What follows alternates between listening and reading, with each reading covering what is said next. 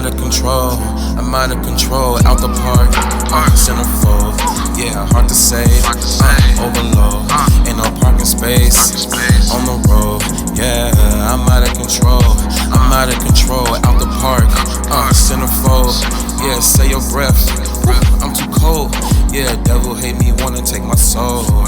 Yeah, I am just a source to what you stole. I'm about to knock it out the park. Yeah, centerfold. Yeah, hard to say. Yeah, overload. Yo, what's good? What's happening?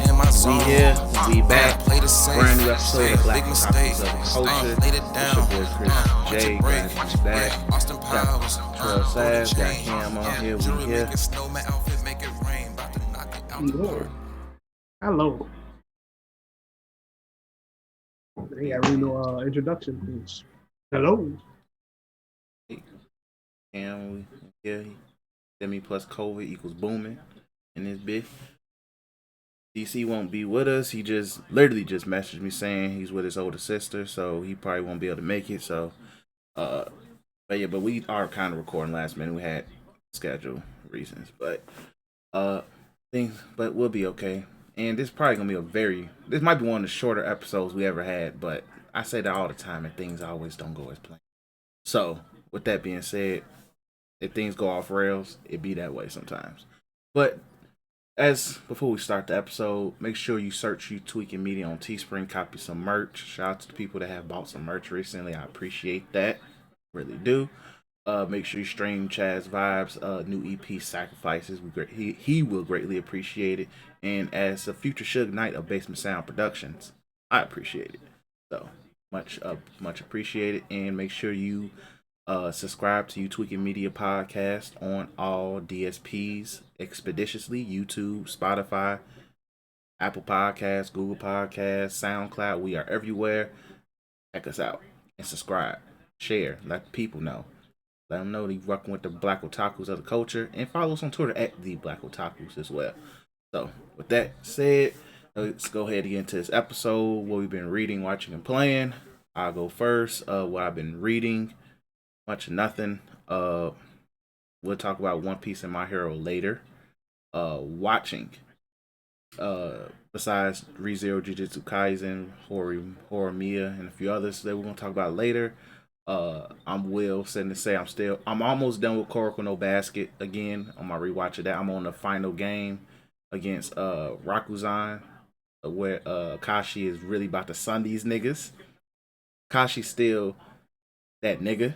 Like just he's just that nigga. Like that, the Emperor Eye is probably the best broken ability in that show, but in the midst of my rewatch, I do have a newfound appreciation for big folks. What is his name? He got that long ass name, but the center. Like my man's is probably the most broken one amongst them, and I respect him the most. But because it was full out dominance with him, and even then it took his knees giving out for them to win. So, but yes, I'm on the final game with Kuroko no Basket.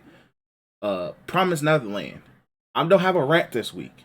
I don't, but I am fed up. It was a decent episode for what they were trying to go with it, but I'm just fed up with what they're doing, and just fuck Cloverworks right now. Just how many episodes is left? I think they are their final 2 episodes. So they is having another season. It look like no, like it's ending.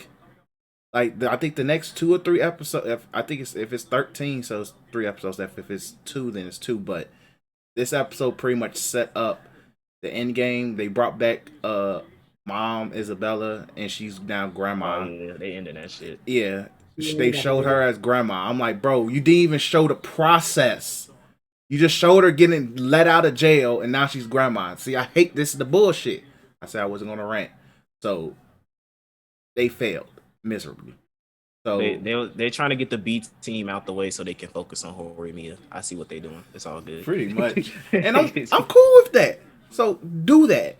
If you feel like literally it'd be that way, but niggas really hype, like niggas literally say season 1 is really well done, which I agree, but season 2 is a letdown. It'd be that way. Welcome to reality. And dismay and just hurt. But yeah, and I've been watching High Rise Invasion on Netflix.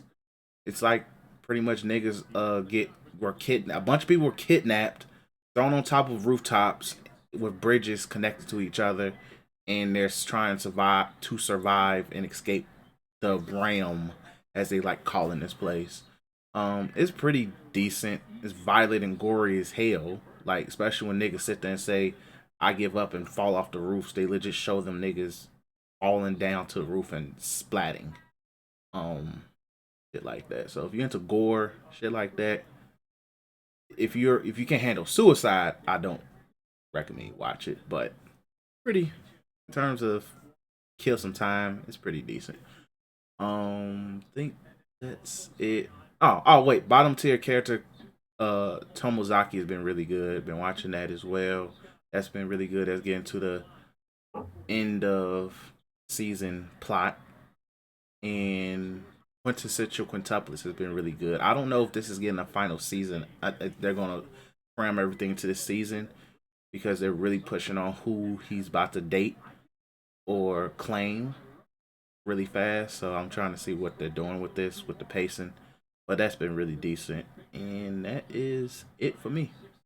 I'm playing Spider-Man in 2K with some God of War. All right, cool. So, didn't really read anything, but that's not news for anybody who listens to our podcast consistently. One day I will change as a person. Who knows? Um, as for watching, uh, so um, I was able to finish Breaking Bad this week. I think Breaking Bad You four finished that seasons. fast. Yeah, 16 episodes. I think I finished it in what, like 3 weeks maybe. I'm proud of myself. Usually it take me longer.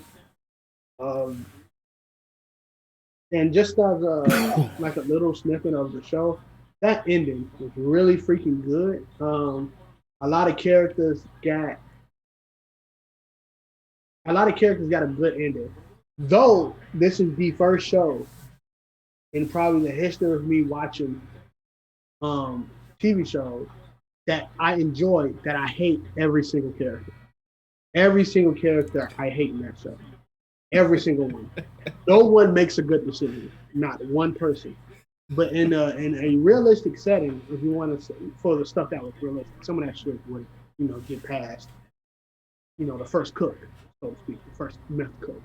But in that setting, um, those nobody made it good from his wife. His wife was a bitch at first, like in the ad. And that's like no cap. Um, Wife was horrible.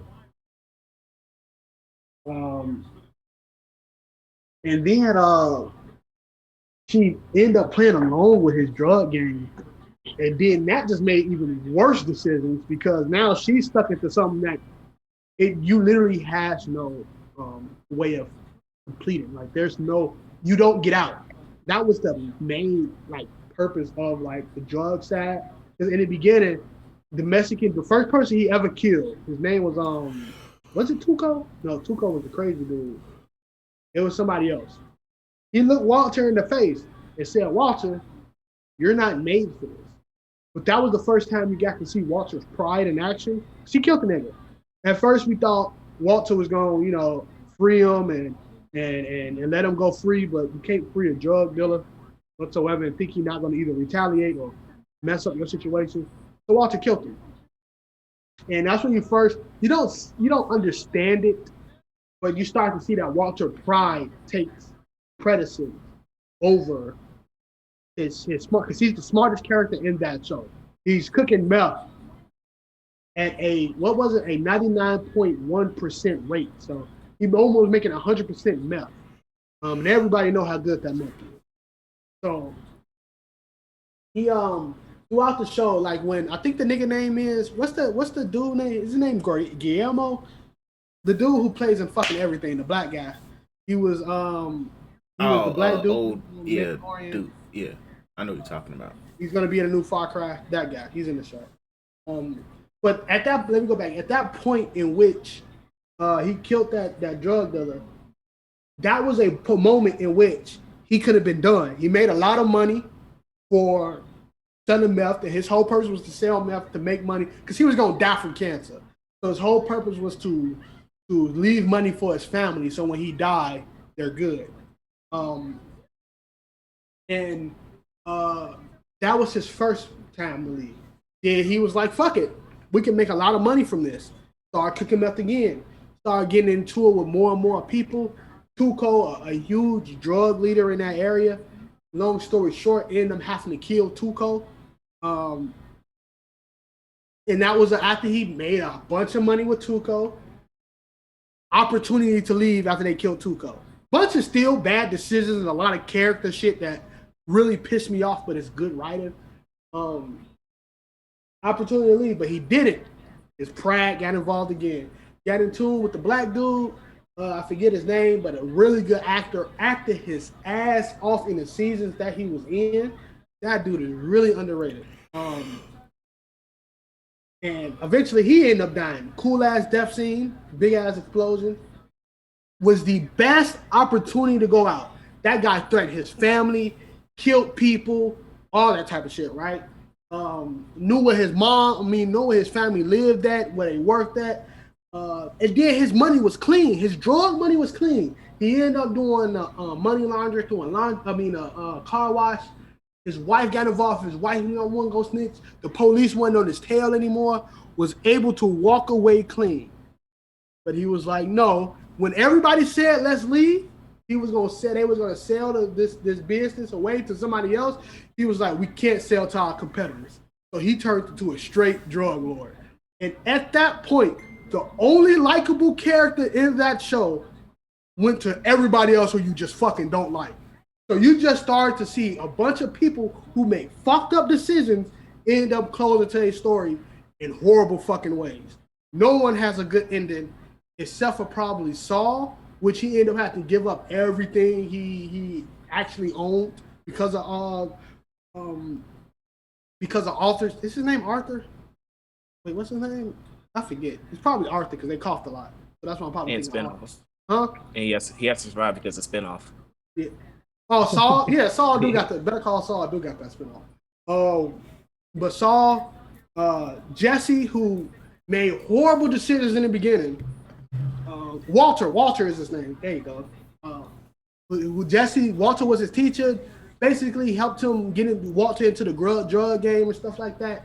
He ended up being a slave to some white fucking supremacists at the end of the show, and then had to eventually get, freed by Walter because Walter made this big ass plan because Walter's smart as shit.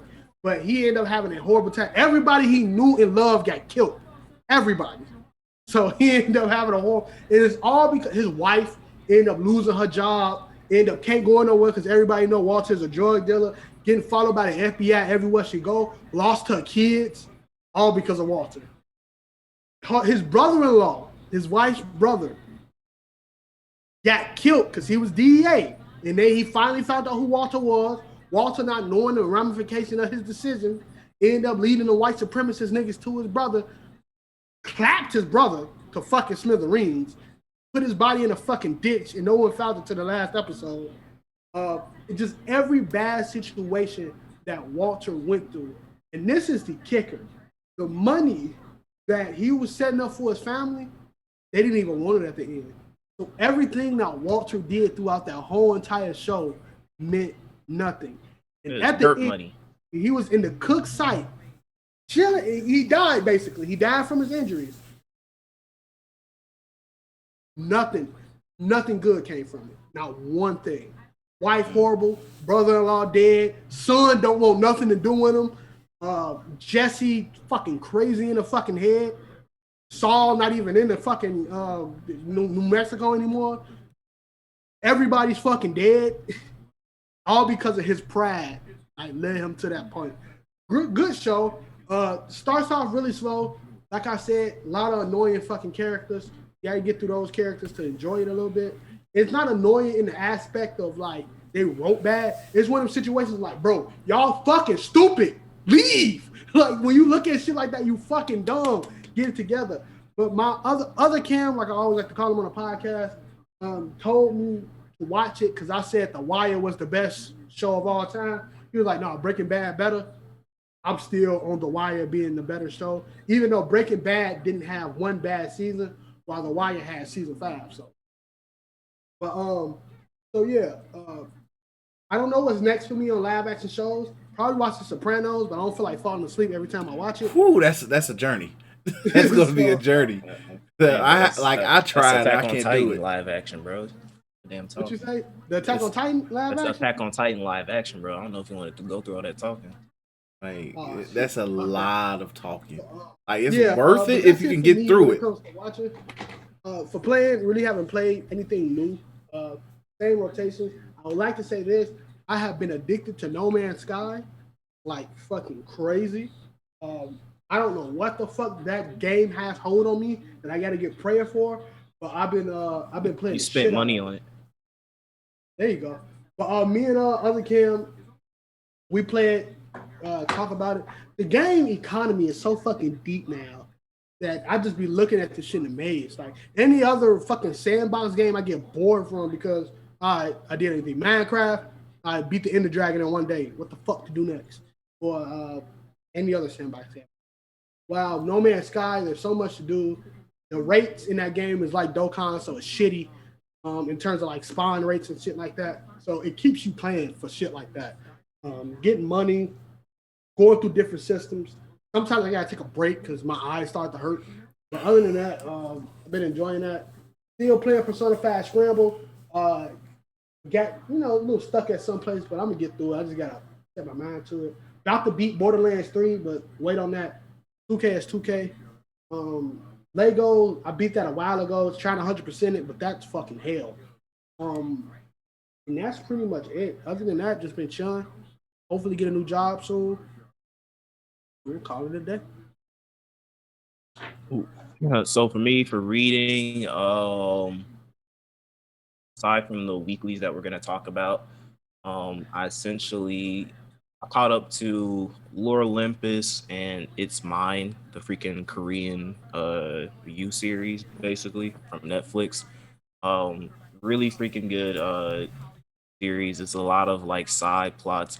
Um, and it's interesting. They're doing some interesting stuff in terms of like the main character because at first they portray him to be like super stalker nigga, and like you want to be like, yeah, this nigga needs to get arrested, but then they add a layer of like the fact that the main character essentially he was kidnapped as a child, and forced to be in this one location for like his entire childhood, and essentially his kidnapper groomed him to like this particular girl and essentially gave him this mission of I'm gonna free you, but you have to protect this girl because I'm sending somebody else who I also kidnapped to kill her. So it's like this big game of cat and mouse where the main character has to protect the person that he was kind of brought up to like, while another person who was brought up in the same situation is directed to kill her.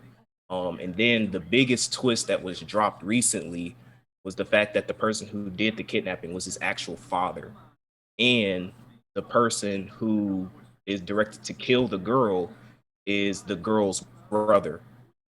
So it's a lot of good, cool, interesting things going on in that story. I recommend it. If you're kind of into that like mystery type of thriller. It's a good show. And then Lore Olympus is going into the backstory of like one of the imps, I think they call them. I think one of the no the nymphs that Hades used to date. She basically got the ghost of the bitter bitch energy because Hades don't like her no more, and he's trying to get with Persephone. So they're kind of going into like why he like Persephone? I thought he liked me, but it's like you're not a goddess, you a nymph. So that's been interesting. Also, Unordinary as well has gotten really good because the main character is basically crazy now because he's OP as fuck. He's reverse Deku. So now his best friend, she lost her powers and she has some OP power. She has the ability to manipulate time, and anybody who knows me knows that if you have the ability to manipulate time, you might as well just be a god at that point. So she's going up against the main character in an attempt to basically reconcile with him because he's gotten too crazy. But I don't know what's gonna happen because it kind of ended off on a note where he's like he's fighting himself because he realizes like what he's done is wrong. But he still also has the power to replicate anybody's power and make it better. So I don't know if it's gonna be like, all right, like moment of weakness, but I stole your power, so now I can control time better than you. So I'm looking forward to seeing what happens. Webtoons has been good. I freaking love it. Um, so that's that. As for watching, aside from the other weeklies that we're gonna talk about, I recently watched and caught up to Jobless Reincarnation, which is it's an isekai, but it's not an isekai. I really like it. I think it's a good show. Essentially the plot is that like the main character was a fucking loser. I mean, he dared to like video games and manga as a kid, so you already know he's getting bullied. So he's a fucking loser. Isekai. He's like 45 years old. He's a neat. I think like his mom, his freaking I don't know if it was his mom or his dad, but like they were holding the funeral and the dude was upstairs. Like he was back and still in the house because he refused to leave the house. He was in his room freaking masturbating while they were holding like his mom's funeral or some shit like that. So they kicked his ass out the house. And then that's when he saw that there were these kids who were about to get run over by our favorite character in any anime ever, Truck-kun. So he came in, so he basically rescued them from Truck-kun. He got killed and then he got reincarnated as a child in another world, who goes by the name of Rudius. Um, and basically the adventures continue on from there. He's not OP. He does have like a special ability to like wield magic, but I do like that the fact that it's not an isekai where the main character is fucking overpowered or anything like that. He actually uses his brains. He uses his past experiences while he was a fucking loser to help him through some situation, and he also brings some of the trauma into it. So you get some really good character moments. His reincarnated dad is a fucking scum, a dirt bag scum, like just terrible human being.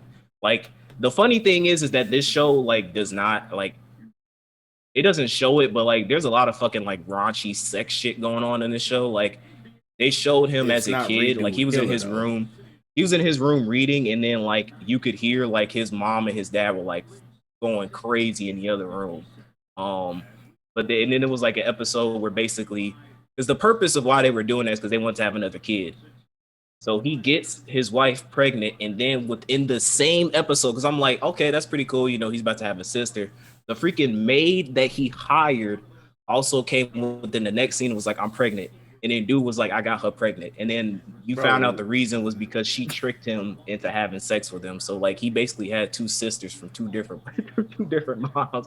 Shit was fucking yo, my crazy. It's man's wild. living biblical stories, G. Man, and the funny thing is that you found out that the maid that he hired, he actually took. I don't know if it's implied, but like he basically took her virginity, but it's a subset to that where it's like he might have raped her. I don't know, but like he's basically scum of the earth. He's a trash character because like it's another female character that gets introduced in the show, and he basically has essentially damn near every major female character, adult female character, he's probably had sex with, is what the story is implying. Like he's a scumbag. But currently in the story so far, they got transported to this other continent where him and this chick that he's been tutoring, because he's a magical prodigy, so he's basically helping her.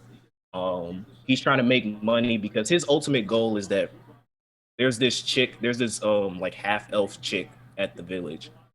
They both grew up and they're basically childhood friends, and they're both really good at magic. So he wants to basically save enough tuitions for both of them to attend this like big, you know, prodigious magical school. So he took on a job in which he's tutoring this his basically his cousin because his dad is from like this rich family, but he escaped because you know he's a scumbag. And so he's tutoring his cousin basically to get good at magic so he can make money so that he can save up enough money for both him and his childhood friend back at his home village to attend the school. Um, so it's a pretty good show. I recommend you watch it. I think they said the first season is supposed to be 23 episodes, and it's funny because they confirmed that this series is going to be long running. The same time they confirmed that Black Clover is ending because long running series don't do good. the irony of that, it's fucking hilarious. But yeah, that's it. And then because we're not talking about this later, right? What? So Attack on Titan Yeah, because episodes. Are we I talking have been about that? watching it, so I'm I'm just waiting I mean, because so I just know what's going basically, on. But go ahead. this week's episode was pretty. Like it's not like, I mean, they still talking, but like the memes that came out from this episode is fucking absolutely freaking hilarious. I still haven't watched the episode in which it was like Gabby and Falco meet like this blonde chick in the forest. I used to watch that shit because I fucking hate Gabby. But this episode was fucking hilarious because she meets up with Nikolai, which was the dude who basically liked Sasha. And they were basically like, they wanted to meet with him because he's a Marlian. So they were like, oh, you're a Marlian. We got people coming onto the island. So like, we finna get help. So hang in there. And then like we snuck up on this airship, and that's how we came here. And then he heard those words, and he was like, "Wait a second, did you kill anybody?" And then Gabby, being Gabby, was like, "Yeah, I killed somebody, and I'm gonna kill them all because I need revenge." Blah blah blah blah blah. And dude was like, he took a wine bottle, was about to fucking smack Gabby, I and remember. fucking block, freaking kick Falco, like Falco knocked out. And then he freaking started beating the fuck out of Gabby. I mean, like, this is like, I like it because damn near in every situation, Gabby is getting her ass beat by people. She getting her ass beat by the Eldians. She getting her ass beat by the Marlins. G. Nobody likes her ass. G. so she, so they bring her upstairs, and basically he's telling, because I didn't realize this, that she got rescued by Sasha's dad. I didn't peep that. That was like, I Yeah, was like, what the that fuck? was an interesting part in the manga when I was reading it. Me and I was like, DC laughed hey. at that part. So he's basically like, hey, this is the bitch that killed your daughter. She snuck on the airship. She killed her. He's about to like stab her. He's like, look, I'm gonna give you the knife so you could do it, but if you don't want to do it, I'll do it. And then basically, um, Gabby, being Gabby and not knowing when to shut the fuck up, she goes like, "Oh no, Sasha was an Eldian devil. You were bewitched by her charms. You can't." I'm like, "Oh my god, bro! Like, if they're trying to make me garner empathy or sympathy for this character, this nigga's doing a terrible job, bro." Because I'm like, bro, And just sorry to cut you off, Kim, but like this is why I get mad when people say, "Well, no, Gabby is a parallel to Aaron." Aaron wasn't this goddamn ignorant to Titans, G. He just hated them niggas. no. But here's the thing, though. Titans aren't sentient beings. Exactly. Titans So are it's like like it's not a Titans are fair literally, comparison. I'm gonna fucking eat you and kill you. They're not people that you can talk to and reason with. Gabby is mad at people who she can talk to and reason with. Aaron is not. Aaron is mad at people who don't have no damn thought, who fucking kills humans. Like, what the fuck is wrong with you? So basically, the dad, I thought this was gonna be an interesting opportunity for the dad to like be like, yeah, fuck this little Gabby bitch. But basically, he goes like, Sasha was a hunter. All the while too, they're still trying to make me care about Sasha as a character. And I don't really give a fuck. So shout out to that. Like me. That's it. Is what it is. I hate Gabby, but like, I mean, I still, it is what it is. So like, he was like, Sasha's a hunter. Sasha was like, we told her to leave the forest, and she killed some people, and she got shot. Basically, he basically saying that like what goes around comes around, and he's not mad at Gabby. All I know is he's a terrible father, because if it was me, I don't give a fuck. I'm killing that bitch. You killed my daughter. Exactly. Fuck You nigga. gonna be Like, And to go back on one thing about the Aaron shit, like if you a parallel to Aaron had a reason to hate Titans because he watched one fucking swallow his mom whole, like at age 4. Gabby literally has no reason to hate Eldians other than fucking propaganda. Word of mouth. Yeah, word of mouth. And she's been in, and the thing is, she was a child soldier, so she's been in active campaigns, killing and ruining people's lives. And apparently, she's mad at the Eldians because Nameless Soldier A got shot by Sasha. And she was like, "Oh, Sasha killed people that I care about," and it was like, she killed a nigga who ain't got no damn name in the Attack on Titan universe. Like, who fucking gives a shit? So he basically like he puts the knife down, and he's like, I don't hate you, whatever. And then the chick that they first met in the forest, the blonde chick who's the one who like you kind of giving a perspective of the Eldian versus Marley and shit that I don't care about. And then she basically rushed up to the table. She was like, "I'm gonna fucking kill." And I was like, "Oh shit." She was like, "I hate you. You killed my sister. Fuck you." And then Gabby got this face of like, "Oh no." It's funny as shit, bro. Like anytime I get to see Gabby suffer, it brings a smile to my face because fuck her.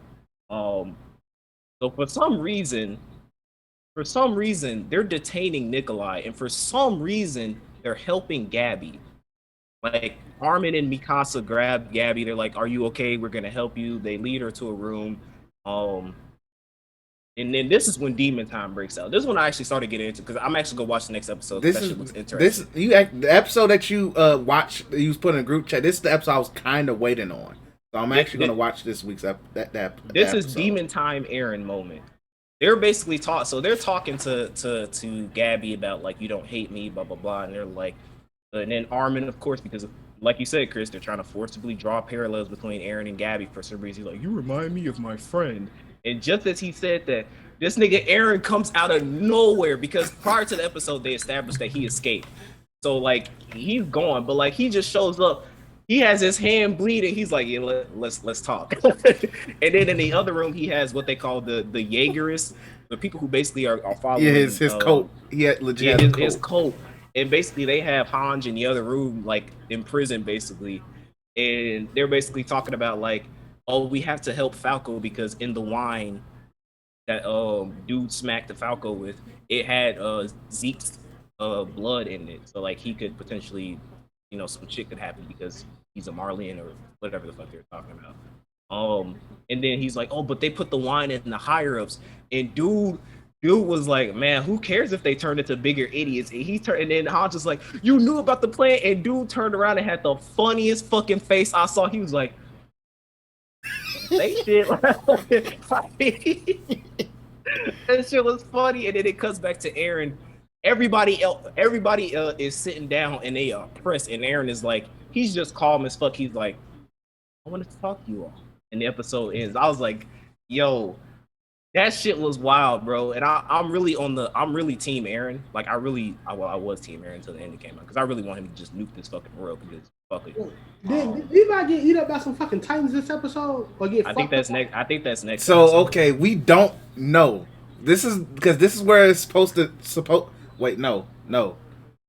If they don't derive, I know what's the next episode supposed to be. Next episode show Levi with a surprise face. Yeah, because the next episode is literally Levi takes an L, but if they choose to derive how they supposed to, it could be an L or a bigger L. So yeah, because it showed Levi with a surprise face, and the episode is called Savagery. So who knows? Because I think the plot of the next episode is that Aaron wants to meet with Zeke. Yeah. So because the episode pretty much didn't finish in Japan because it was an earthquake. So prayers to Japan. Hope nobody's really harmed. Stuff like that. So prayers to any victims. So they said the episode cut off before it could finish. So the episode they don't have it. So the episode could come out literally later in the week. For all we know, we don't know. So something just to keep in mind. Yeah, fuck them niggas on Twitter getting mad at. G, I was about to say, I thought you was about to say, fuck those niggas. No, fuck them niggas on Twitter saying, "I understand there's an earthquake going on, but we need this episode." I'm like, G, bro. You do not understand that Crunchyroll and Funimation gets people consider manga spoilers now of the fact that people don't like anime people saying read the manga. Not only just the meme shit, just because the anime take predators over a manga. So don't say read the manga because that's spoiler if you talk about telling somebody to read a manga. It wouldn't be an anime if enough manga readers don't read it. That's the problem. This is why I really just fucking hate y'all anime. Yeah, I swear. I really do hate y'all. Hey, even though DC's nice, shout out to that meme he put in the group chat. The fucking weebs, like anime weebs, are literally goofy as hell. G, especially the niggas I trolled this morning on that anime Facebook group. That's why we of the culture, but not for the culture, because y'all some fucking weirdos. Exactly. Like Keywords. And then there was this one edgy ass nigga saying, "Oh yeah," because I'm pretty sure somebody died from that fucking earthquake. He was like, "Oh yeah, Aaron doing a rumbling in real life to give us this episode." Oh, your ass tweaking. Your ass tweaking. You tripping. Get the fuck off my phone. Like, shut up, bro. Yeah, I hate people, bro. Like, I swear to God, G, I hate people. Bro, y'all anime fans are straight like freaking weirdos, weaves, bro. Freaking lame ass niggas. This is why some of you niggas talk y'all asses out of coochie, nigga. No, or don't know what coochie feel like. They don't need coochie, bro. Cause coochie's cause them niggas is horny. Fuck that shit. Them niggas need They need G's. They need to go outside and breathe some air. They don't need coochie. Man. They need air. Cause they've been inside the house. Open up an anime church. We're gonna have an anime church, G. That's the only way we can make this shit work, bro. Man, bro. They don't need coochie. Go make it worse. Probably right. It's gonna make them commit to the tomfoolery even more, bro. They need to breathe some air, work out, get some exercise, my nigga. Talking about work out. Work out. Damn, that shit wild, bro. But yeah, that's Attack on Titan, bro. Like, fuck the community as always. And I mean, when the next episode comes out, it comes out. I'm in no rush because, like I said before, shit is boring to me. I only like this episode because Aaron showed up. And Gabby got her ass beat. That was a plus. But on to playing. So been playing Persona 5 Strikers. I'm at the part where I'm about to fight. So it's funny because we all remember that the villain of Persona 5 was Japanese Lex Luthor. But like one of the main villains of Persona 5 Strikers is basically Japanese Iron Man. Japanese Tony Stark, basically. Like legit, he looks like Japanese Tony Stark. It's fucking hilarious. And then his villain is like shadow form is like it's called Zephyr Man, which is fucking hilarious. And it's basically kind of like it's like an Iron Man suit. So I don't know if they took inspiration from the Tony Stark design, but like it's a meme in the Persona community that it's literally Japanese Iron Man. So that's pretty fucking cool. I've been playing Bravely Default. I recently I started replaying Nier Automata to get me hyped for Nier Replicant that's coming out next month. Well, hyped to get depressed because Nier Automata is a very depressing game. There's really there's a good ending. There's no real good ending. And Nier Replicant, for those people who play Automata, and Automata kind of had a good ending, I'm going to just spoil it for you right now. Nier Replicant has no good endings at all. Not one. There is no every single character in that game gets a fucking happy ending. No. The director of the game, Yoko Taro, they were asking him about why there's no good endings, and he said that murderers don't deserve a happy ending. So take that as you will. So I'm still looking forward to playing it though because it's a really good. The OST is amazing. I've been listening to the soundtrack all this week and it's so fucking good. So there's that. And then to give an actual impressions because this week, my boy, the myth, the legend, Super Saiyan 4 Gogeta dropped on Fighters. Oh yeah, they did. Like I said before, I'm gonna keep it a buck, bro. A lot of y'all niggas be talking shit about GT, but I need you to realize in every form of media, whenever something GT drops, it is the most hype shit ever. You cannot deny it. You cannot fucking deny it. There's no lies. Everybody like, fuck GT, fuck GT this, GT sucks, blah, blah, blah, blah, blah. But every time something GT related drops within the Dragon Ball medium, Legends, Fighters, Dokkan Battle, whatever. Every time something GT drops, it's always the most hype stuff, even hyper than fucking Super. Come on now. No lies. I need y'all niggas to stop the cap, bro.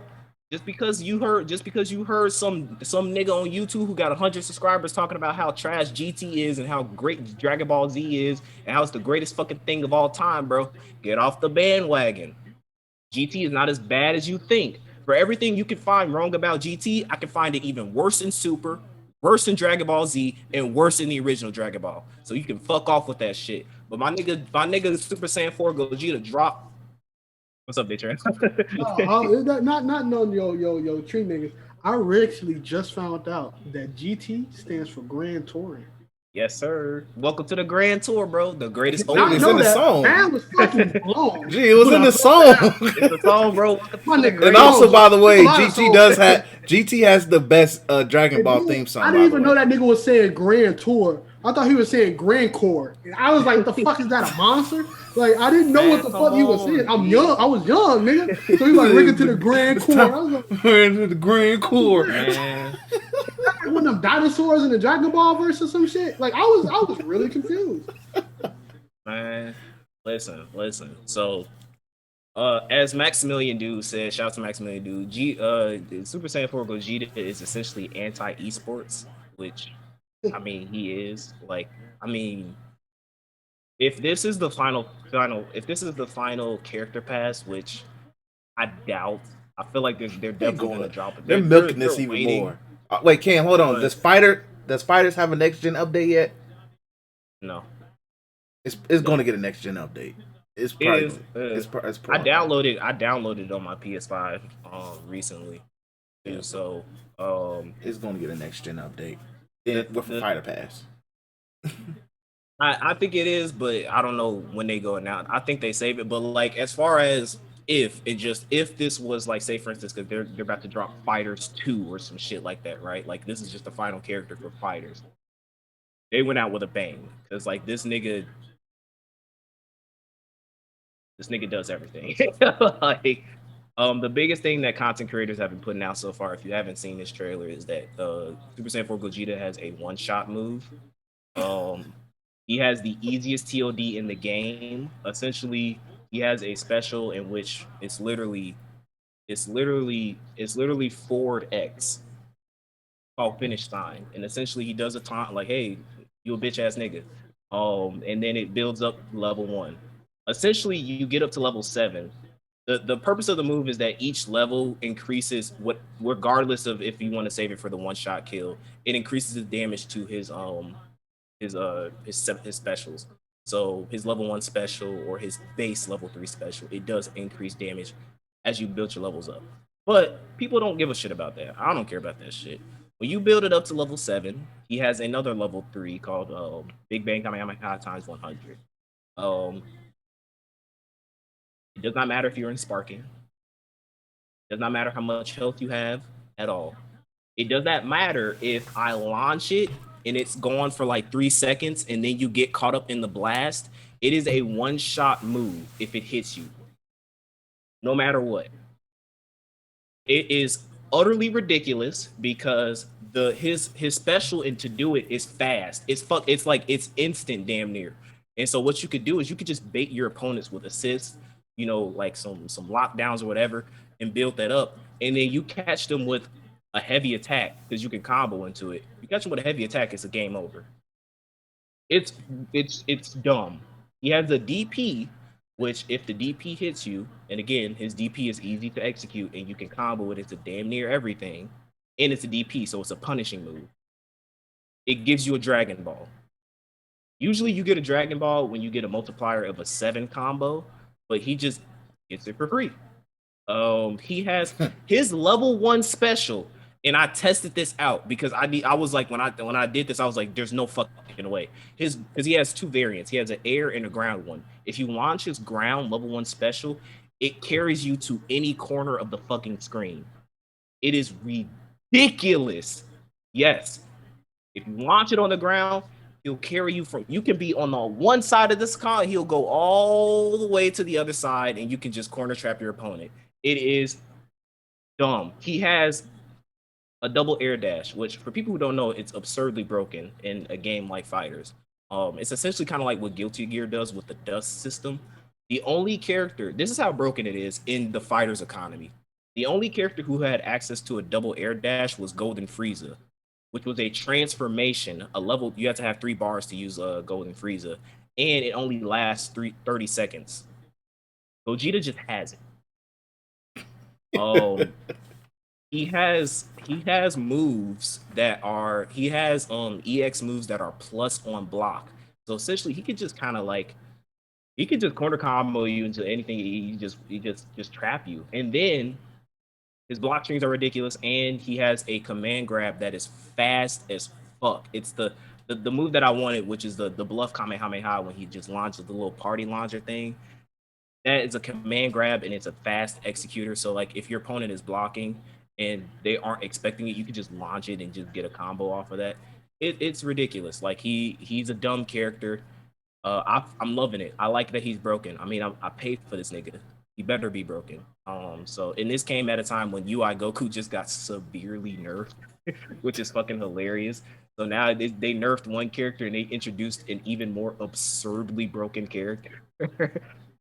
So all in all, to say this, if you're somebody who's kind of hesitant on buying DLC characters and is like, I don't want to, I don't know if I want to buy Super Saiyan 4 Gogeta. He's fun. He's fun as fuck. If only just because sometimes what I do, because I'm somebody, if you ask me, I spend more time in training mode than I actually do doing anything else in the game, because fuck fighters online. It's a fucking set full of shit. So what I do is I go into training mode, I practice a bunch of combos, and sometimes I just do his fucking one-shot kill move because it looks awesome.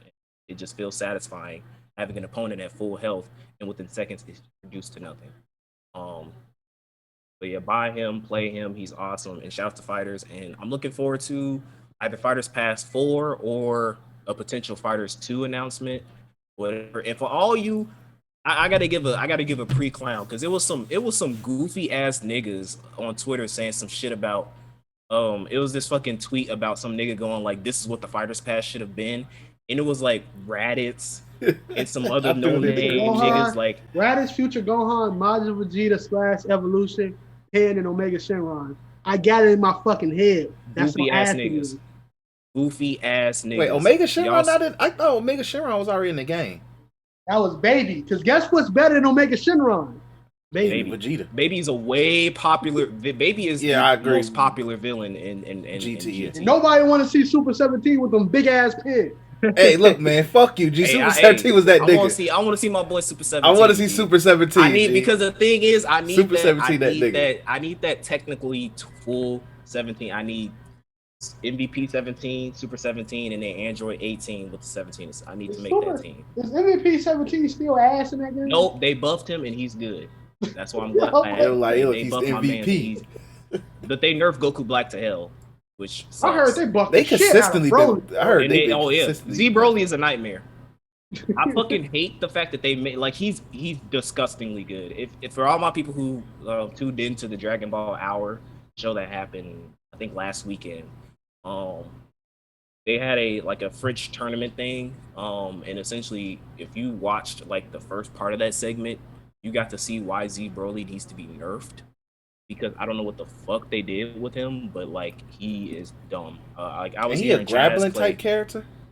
Yeah, he's a grappling type character with fucking super armor.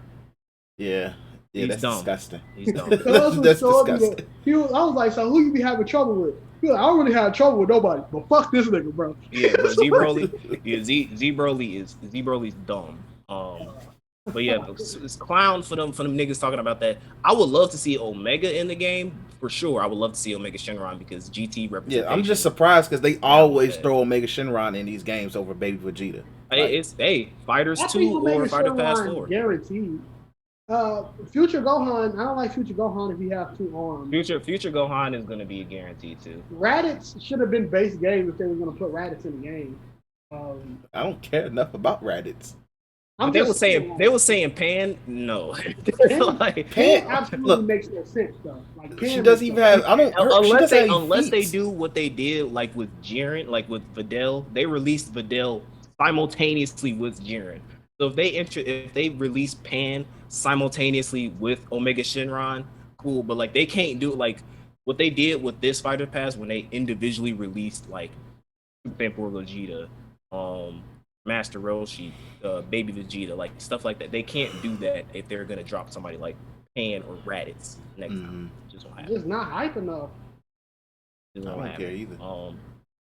So that's all about the Fighters news. Super Saiyan 4 Gogeta. You didn't even talk about the coldest dynamic finish in the whole entire. Oh yeah. Okay. Yeah. Monkey versus God. So There's a new dramatic finish, well, two technically, between Super Saiyan Blue Gogeta and Super Saiyan 4 Gogeta. You can only do it in I think the Rocky Fields evening, I think it is. So essentially what happens is if Super Saiyan Blue Gogeta gets the finishing blow, they do a Kamehameha. It fucking tears space and reality apart and freaking blows the sun for some reason. And then it shows Super Saiyan 4 Goku and Vegeta on the ground, and then Gogeta wipes the Kamehameha off and goes like, "Nigga, I'm a god." You know, fuck you thought was gonna happen. If Super Saiyan 4 does it, does the same thing. It shows base Goku and Vegeta on the ground and says, fuck godhood, I'm a monkey, bitch." And Monkey. so fucking love it. It's amazing. I I mean, like, if you were to ask me, like, when Fighters originally launched, if I could see it going in this direction, I would have been like, man, I don't know. But like, Fighters is in a good shape. All y'all need to do is implement rollback net code for online, and I'm telling y'all niggas is golden. Y'all are golden. I'm giving y'all the tickets, the key to success. So that's it for Fighters. Shout out to Super Saiyan 4 Gogeta. And shout out to Xenoverse too as well. The game for still being alive. But right. look, Fighters, we could have got fucking PyCon like Xenoverse too. Niggas love PyCon, G. I don't like G. That nigga No, don't eat. no, niggas, no. For some reason, Bandai likes PyCon. Oh, why? Nobody, we don't Like, want that. PyCon cool, but Goku beat that nigga easily. Bro, that nigga got beat by Janemba and we never saw him again. That did happen. That dude literally was a backwood immediately. Fat Janemba, by the way. Oh yeah, shout out to Kakarot getting some DLC. I forgot that. Oh, game. Yeah. I Kakarot forgot getting that game DLC. existed. Hey, salute them for trying to keep that game alive, bro. I respect it, G. I respect it. I mean, honestly though, I respect the DLC they chose to end it with. Yeah. This is the last one. I mean, if you're gonna end it, I guess you could do the story of Trunks thing. That's pretty cool. But I would say the next thing you need to do as far as the Kakarot timeline is Super. Go with the Super. You'll be good. But I would say do GT. And don't cut shit. Do something different. Do GT. I would it love was a GT, but like I said before, bro, like this. If they announce Dragon Ball GT Kakarot, bro, the community is gonna be so fucking mad because Dragon Ball fans are fucking like.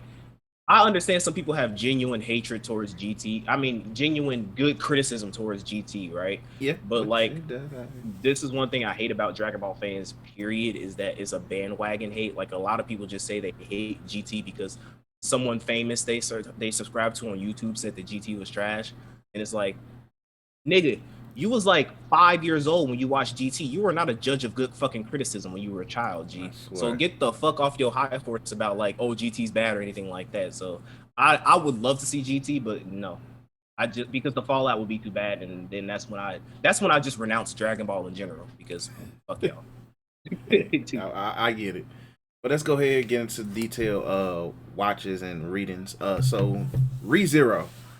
So ReZero had its official episode 19 moment with this episode.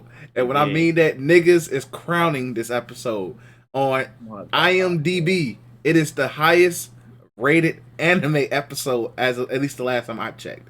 Niggas probably spammed it for all until Attack on Titan's final episode. And they'd be disappointed, like Game of Thrones. But yeah, so IMDb has it rated really high. I think a lot of other anime rated site that actually rate episode by episode has this episode really high. I enjoyed this episode as well. This is the first episode from start to finish, even though we had 3-4 minutes of Amelia, but even then, this was a really freaking great episode. Garth's fight was really good. Even how Garth's fight was really good. Realm and Rose Wall's moment was really interesting. It was just this was the first episode during this core where I was legit engaged all freaking episode. But that was my initial thoughts. I let Cam talk about it. Yeah, it's kind of one of those things where it's kind of like how I'm bringing politics into this. I'm sorry, y'all. Deal with it. It's kind of like how we're kind of like, yo, Joe Biden, you doing a good job, and that's because of how shitty of a job our last president did. So it's kind of like he fucked the bar so like the bar is so It's low that so low. you just doing one good thing makes you better, right? It's the same thing with ReZero, right? Where damn near all this second season has been a fucking snooze fest. Like, just Attack on Titan level, just B team, C team shit. And now we finally got some A team action, and now it's like, oh, it's the greatest thing. Yeah, because it's like what we've been getting the last couple episodes have been shit. I'm sorry, it's been terrible. Especially last episode.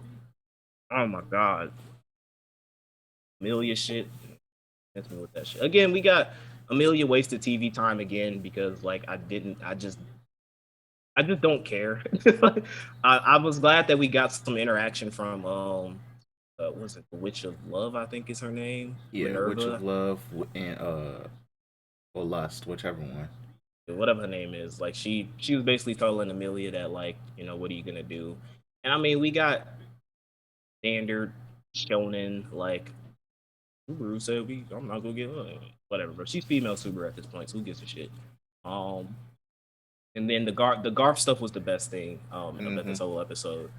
Just showing his tenacity, his resolve, like the fact that like above all else, he is that nigga. She was like, "Oh, I'm a mortal. I'm a vampire." This nigga said, "I don't get no fuck, squish."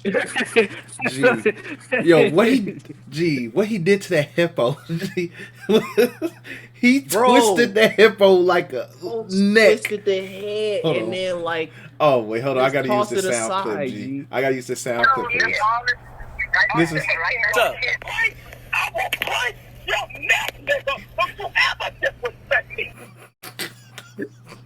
Shout out to Kirk Franklin, G. Man, he channeled his inner Kirk Franklin and fucking snapped that nigga's neck, G. Then used that as a weapon. That moment when he just went and just bit her fucking neck, like they were biting each other's necks and shit. Yeah, like I was like, yo, what the hell going on like, here? But I'm like, you know, like, hey, bitch, you know he's underage. Like, gee. She didn't give a fuck. He did it. She was in love with that nigga, bro. Exactly. At that point, I'm like, yo, and Garth pulled the hose. G. He pulled her like, hey, look, man, it's all good.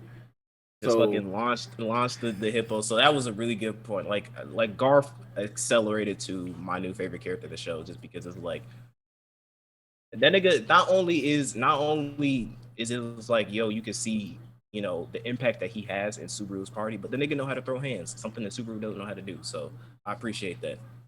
Yeah, and then hopefully she stays dead this time because I'm tired of her ass. Look, if she come back and get squished by an oversized ass hippo, I'm like, gee, she different, bro. She is really different. But fast forwarding past Amelia shit, Subaru's still trying. Did he save Beatrice? I don't remember. He told Otto and Petra to they about to go ahead and escape. He's trying to get Beatrice was gonna out. Go. Yeah. Talk back to Beatrice to convince her like, hey, come back. Yeah, so that's next week's episode, more than likely. Then we get the Rosewall versus Ram fight, which was freaking great. Really freaking great. Fight was great. The context, once we got into the you massacred my whole clan. Uncle, I love you. Uncle Tom ass Beauty and the Beast, Stockholm syndrome. Like, yeah, I love you. I'm like, what? Even Rosewall was like, what? Like, huh? Like, bitch, I killed your whole clan. I literally took you damn near hostage your entire life, and you love me. She's like, no, I love you. So they took the book. Like, apparently, all she wanted to do was take the book because that book is his life. Because Echidna gave it to him, and he loves Echidna. Yeah. Hey, shout out to whoever photoshopped it said on the book Echidna's lewd pics. Because that was funny because She got like fuck. She's like, okay, I got it, and then she tossed it into the fire, and then you just see this big ass fireball behind her, and her body just go fucking launches. like I was like, gee, my man's was. I'm like, gee, where was in that book? That man was like, that's the final straw, G.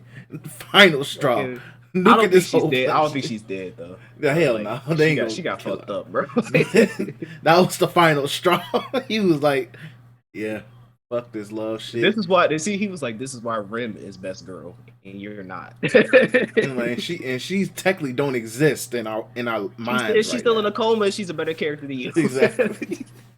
But yeah, but shout out to ReZero. This was it was really great. I'm not gonna say it's the greatest anime episode of all time because we saw Goku come back from the dead in Ultra Instinct and like, hey, what's good? But and also Demon Slayer episode 19 happened. Nothing beats that. Yeah, so nothing at all. But yeah, so shout out to ReZero for a great episode.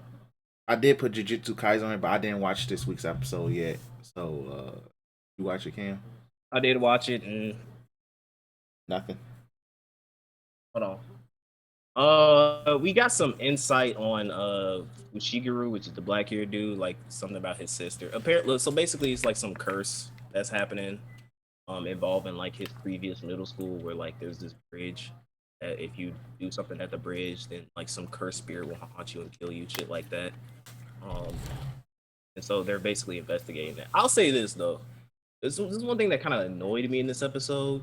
There were a lot of kind of moments in which we'll talk about tone, right? There's a lot of moments in which the tone kind of seemed that it was going to be a serious moment, but then you kind of had these moments with Itadori and Sakura with the hammer. Well, I'm starting not to. We already know Buddy don't know how to write about female characters.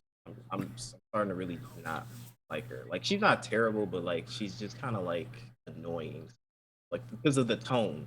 There's a lot of moments in this episode where the tone is like, yo, take this shit seriously, and then you have Itadori and Sakura with a hammer, like goofing off or like making some unfunny joke, like because there were like these two dudes who were telling him about the backstory of the place, and like they were calling them like, the joke wasn't funny, so I don't even remember. Like they were calling them like NPC 1 and NPC 2. She called them that.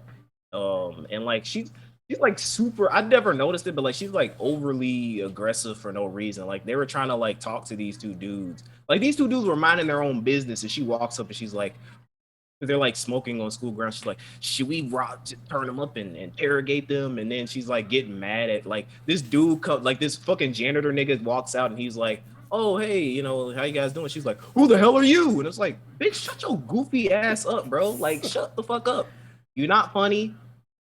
You're adding you're not funny and you're not adding any insight to what's going on, which makes you worthless to me as a character. I'm sorry, like this shit is terrible. And then it's like another. I'm not trying to make it like a female thing, but like he introduced another female character in this episode, and she's just there. Like what the fuck is like? We didn't even get her name, and she just kind of showed up, and then she's like, "Oh yeah, I'm here," and like here you go. So like yeah, folks. Hey man, listen, bro. If you don't want to join any more female characters, that's fine, dude. There's a lot of anime out there, like like Haikyuu. Haikyuu doesn't have a lot of female characters, bro. You can get away with it, be popular. So if you feel like you can't write no female characters, bro, don't force yourself to do it, G. It's okay. I respect you more as a writer because, like, so far you owe for however many female characters you got in that show. It's for me, G. I'm just keeping a buck with you.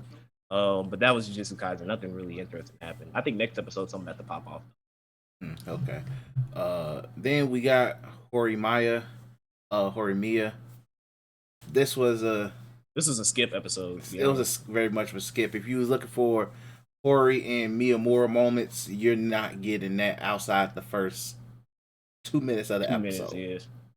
And then we get intro. And then it's focused on Purple Hair folks and his fake harem. And pretty much a bitch. But notice this though. Notice when we talk about this, right?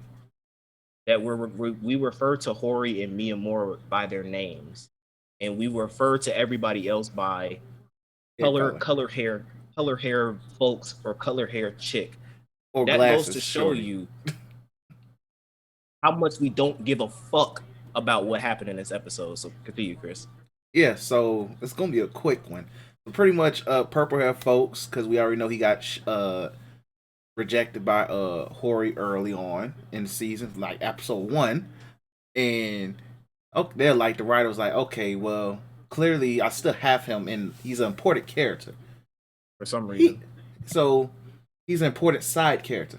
I gotta have him like somebody because he got rejected. So I'm like, so he's been building up these two characters: orange hair, blonde shorty, what color hair is, and shorty with the glasses. That's his harem. So past couple episodes they've teased like, oh yeah, shorty with the glasses likes him. He's been giving the nigga cookies and shit. They've been building up the possible romantic connection between him and blonde haired shorty over the course of the season as well, what we got so far. So that was the focus of this episode. Like I said, I don't remember these people's names. I remember Glass Shorty. I think her name was Sakura or something like that. It's generic anime character name. That's easy to remember. But anyway, Glass Shorty. So pretty much the episode's a build up of building of who is he going to decide to date. So Glasses Shorty is kind of already playing behind, but she's giving this nigga cookies. Technically, purple hair folks is dating blonde hair Shorty. Technically, because pretending to date, but at the same time is like, oh, okay. So Glasses Shorty's like, oh my god, they really dating? I don't know.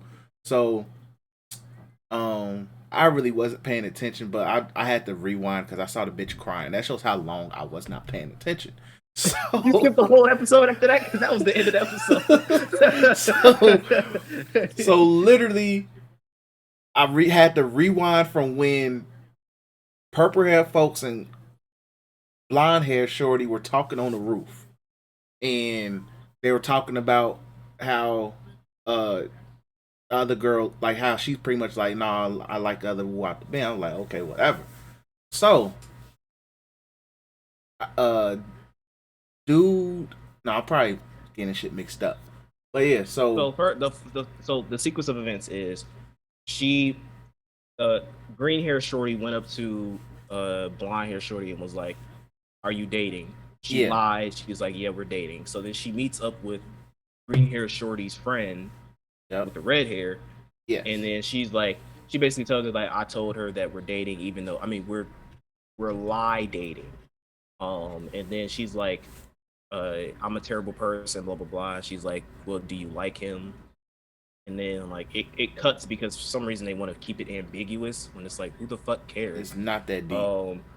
So then she stops going to school like a couple of days, and purple hair folks is worried about her, blah blah blah. Like her older sister basically goes like, stop being a bitch, nut up and go back to school. And then she sees a bunch of text, and she gets one text from purple hair dude, and he's like, green hair shorty told me that she likes me. Goes back to school the next day. They meet up on the roof, and then she's like, oh, he's gonna tell me that like she likes he doesn't want to date me anymore because he likes the purple hair chick. He basically goes like, I rejected her because I think she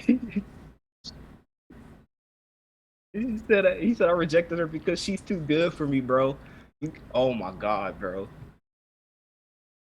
Like I was just staring at the screen like, damn, bro, like you really gotta hold that L if a dude rejects you because he thinks you're too good for him. That shit is wild. Yeah, now I want to talk about this. In a realistic setting, I know a lot of bum ass niggas that are with women that do not deserve them. That they do not deserve. High quality, bad women, well off, making great money. It's chilling. Ain't doing a shit. Shout out to them brothers. My man's tweaked. But hey, I understand you wanted a bitch that burn cookies. But here's my thing though. Regardless of everything, right? They still in high school. Regardless of everything, right? So there was another character that I actually really like. I forgot his name, and because he's barely in the show. The red haired dude. Dude has bad eyesight, which I can relate to. Shout out to you folks. PSA too. 'Cause, I saw this shit on Twitter and it was funny. It was like this picture of people saying that like how people think people with bad eyesight see, and it was like a finger, and it was like an extra finger here and extra finger here, but it was in clear perfect vision. And then it on the below thing it showed how people who have bad eyesight really see, and it was a picture of a hand, but it was like super blurry. And I just found that funny because it's really people out here be thinking that like I take my glasses off, I can't see shit. Stop asking me, bro. This I gotta go on a mini rant, bro. Cause I gotta stick up for my red hair nigga, bro, and all for all my nearsighted, farsighted people with bad eye vision, community people. G, when y'all niggas ask us when I take my glasses off, like when I do this, and you go like, oh my god, you have bad eyesight. How many fingers am I holding up? That shit is fucking annoying, bro. That is one of the most I'm sorry, dumbest that's clownish corny as shit you hell. could do. That's Stop very doing that corny. shit. That shit is fucking. It triggers me at this point. When I was a kid, it was like, oh, it's cool. You know, people paying attention to me, whatever. They know about blind eye. That shit is not funny. It's not cool. You ain't getting no brownie points. I have bad eyesight. There's a reason why I'm wearing these bitches right now, bro. It's a fucking reason. So obviously, if I take them off, it's like, oh my god, you can't see how many fingers I'm holding up. No fucking shit, Sherlock. I can't see how many fucking fingers you're holding because I have fucking bad eyesight. Damn. Niggas be thinking I got 20/20 vision. I'm just wearing this shit for fashion. No. Goofy ass niggas, bro. I'm sorry I had to go on a rant on that because there's too many niggas out here who's just ignorant to that shit.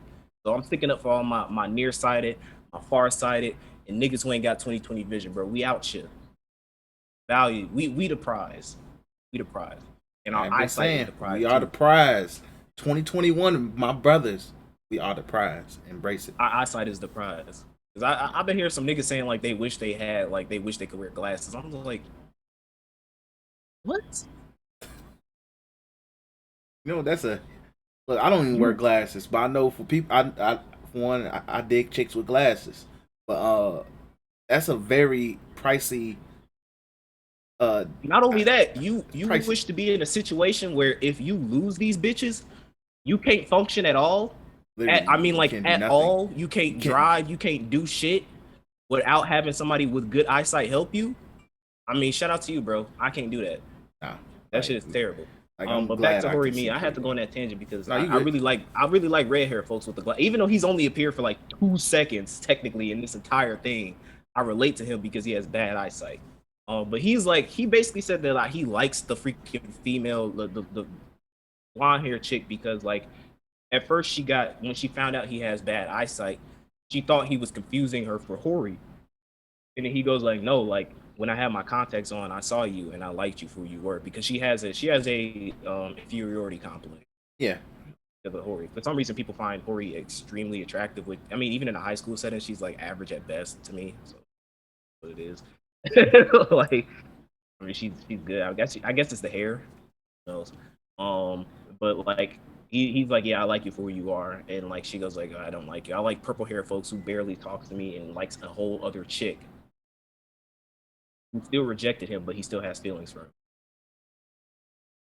Goofy shit. But this whole situation was dumb to me because green hair chick, for people who are mad at the blonde hair chick, don't be, because the green hair chick had ample opportunity to confess her love to the main character before they started pretend dating. All them times that she handed him cookies and they was talking to shit, she could have been like, hey, I like you, let's go out. She had plenty of time for that. Blonde hair chick, funny thing is she did not, because her whole plight this whole episode was the fact that she's too scared to ask for anything. And even when she got that revelation from her sister, she still didn't ask the purple haired dude like, let's date or I like you. She didn't tell him that. It was the purple haired dude who realized that he likes her, which is fucking hilarious, which means she won a battle without even trying. Green hair shorty lost a battle in which she tried 100%, and she won the battle without doing shit, which is fucking hilarious. Chalk it up to the game. She basically talks to, what's the student council president? Oh, Sengoku, because I like that name. His name is Sengoku. And he's like, what's wrong because you seem happy, and then like he sees purple haired dude out in the window chilling out with the blonde haired chick, and she starts crying. She starts bawling, crying, and I'm just like, I'm just the thing is the reason why I don't care about this so much is because like y'all niggas are in high school, like chill out, like you have your whole life ahead of you. Just because your high school romance don't work out does not mean it's the end of the world. It Definitely sucks, ain't. but it sucks, but you move on. I mean, statistically speaking, the person that you grow up, the person who you end up in a relationship in high school, you won't last until like the first year of college. Facts from experience. Fucking Facts. Fucking facts. Boy, During that, man, the football team got a party going over. Yep. Hey, they joined wrap a it up. sorority. She joins a sorority. He joins a fraternity. I don't think the relationship worked Me, out. he don't get no pussy till he found out you been getting fucking spit roasted. And that's when he joins the fraternity and he starts joining in on the fun. He found out folks good. Folks straight. You know, he like, man, I'm gonna stay strong for my girl. The girls this is on this campus, I'm gonna be straight. 90% of them niggas, right? The females though, oh yeah, they. You know, I was doing me. I'm finding myself. She hit that text. Oh yeah, I'm finding myself there. It's over. It's all right. It's Gucci. You know, you a man. You know, I had my whole phase back Only in college. 18. I know she popped it for a real nigga, but hey, you know, there's much more out there. We getting all the way funky toxic in this bitch, bro. Hey, look, yeah, man, all contest is all things being said is very fucking true. But I'm gonna say attest to the dude. Hey, my second year of college. Hey, bro. I was nigga approaching the freshman girls like the chick who that's your man. The chick who you was fucking with in high school is not gonna be the chick you fucking with during your first year of college. Literally, it will be lucky to reach the second semester. For me, 2 weeks before finals. 2 weeks before finals. But hey, man. But that's fucked up. But yeah, so yeah, that was Horimiya this week. Skate was on recap, unfortunately. Yeah, so I heard a nigga got hit with a skateboard. Hey, that was last week's episode. Bro. Dude got in front of him. Because the other dude who was skating thought he was cold. He was like, I'm finna finally beat him. It's over. Dude, my man's just like, okay. Hops off his skateboard. He's running towards this nigga. I'm like, what the fuck is he doing? He gave this nigga, bro, put this nigga in a wheelchair, bro. I'm surprised he's still alive because you gotta factor in acceleration, like all that type of shit. That nigga should be dead, or at least have a severe concussion. That nigga has a severe case of CTE, bro. A severe case. He knocked him out, and then he said, "Nigga, he's like, bro, your skateboarding is boring as fuck, my nigga." Like, gee, at least swole folks literally bouncing off walls and shit. You on this technical BS, man. Bro, you doing this skateboard, G, this shit boring as fuck, and knocked his ass out, G. I was like, bro, this nigga different. But then we got to give it. Not only we do it, like we got to start. Like I'm gonna differentiate the L's and the sins. This is a sin, right? For anime, for my seasonal animes that have like 12, 13 episodes. It is a sin. Like this is, you put this as Black Otaku's like anime sin rule number 1. You may not have a recap episode. Nope. Period. That is an absolute fucking. If your anime is only 12, 13 episodes, I don't need a recap episode of what happened the last 8 episodes. Y'all do not give a fuck. No. Just take a break. And I'm gonna say this, especially in this era where people are probably more than likely going to binge an anime at the end of a season, I don't need to be recapped. Even in like if you watch it weekly, it don't make a difference. Even in Japan, I'm pretty sure they hate it in Japan. Even more like, fuck this, no. So just take a break. Stop it. Just say, hey, look, we taking a break this week. I respect that. Instead of just releasing some half-ass recap episode, we listen. The show is not that. It's this season. So all the stuff in my brain in relations to Skate is still new. Like I still know what happens throughout the duration of the show. I don't need to be reminded. So you get a sin for that. Yeah, that's a easy negative 2 points off for me. Like I hate recap episodes, so keep that bullshit, please. But yeah, so Skate was on recap. I didn't talk about. I know y'all didn't watch. Don't be watching Doctor Stone, but Doctor Stone was really freaking good. Again this week. That nigga literally learned how to make. What the hell he make? That nigga literally made almost no acid explode grenades. No, he literally made grenades. I think gonna make a nuke. Yeah, so the nigga made grenades, and he turned the tide of everything. Swole Sukasa was like, yeah, this nigga blow us the fuck up. So what you want to talk about? Hey, so about that treaty you was talking about the couple episodes ago. We'll have a truce. That's still active. So yeah, we'll have a truce active right now, because we can talk.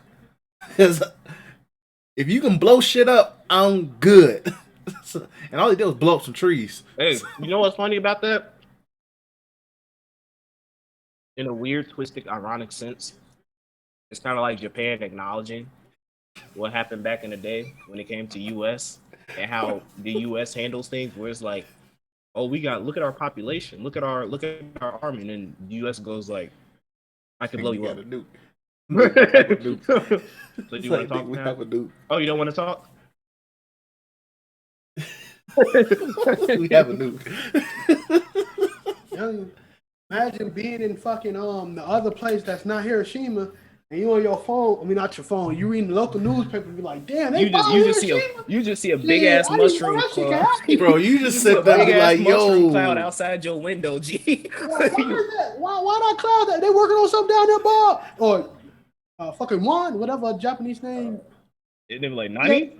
Hey, they working on something down there. Oh, bro. Well, I ain't hear no explosion. Explosion come. Oh, they go to explosion right there. Why is it getting hot? The next thing you know, you in heaven. Oh, fuck my skin. The niggas out there struggling not to turn the freaking ghouls from Fallout, bro. Like, oh my. All right, man. Let's go ahead and move. Fucked up. The truth. Because niggas did turn to ghouls in Fallout. It just didn't last as long. Which is unfortunate. All right, so all because they couldn't land an airplane, dog. No, they stopped at the beach. That's what happened. The niggas didn't know how to go past the beach. That's what happened. Crazy, man. Crazy shit. hey, man, let's go ahead and talk about My Hero, bro. Alright, so My Hero chapter drop. It's the continuum Deku stuck in the world of with all the one for all predecessors, and what's Nana? What? Yeah, the Nana, right? What's her name? Shiggy's grandma. Shigaraki's grandma. Yeah, Nana, I think was her name. I don't remember. But yeah, so her ass, she chapters opens up with her asking Deku, "Hey, you willing to kill this nigga?" And Deku like, huh? Basically, yeah. This whole chapter was a blue ball to me. Yeah, right? It was. It literally was. This was a waste of. To be honest, this chapter was a waste of time. It could have all been smashed into last week's chapter. Yeah, because this was like one of those things where they were talking about like how Shigaraki is darkness, blah, blah, shit we already know.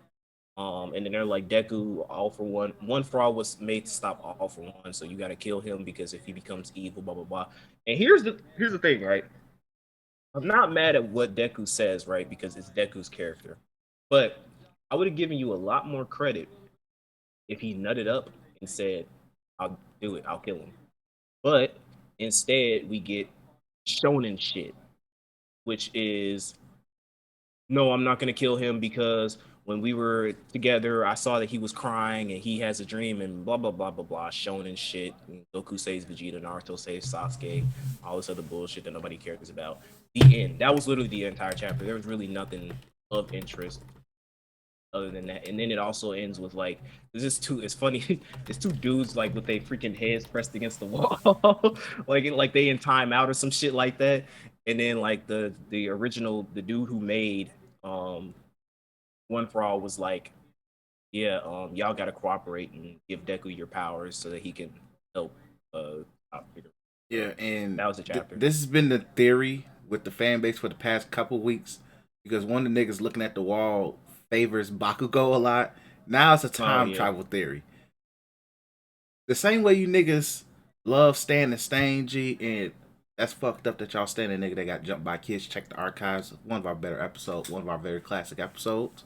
That's some bullshit because it would make absolutely no sense if Bakugo went back in time or had the ability to go back in time.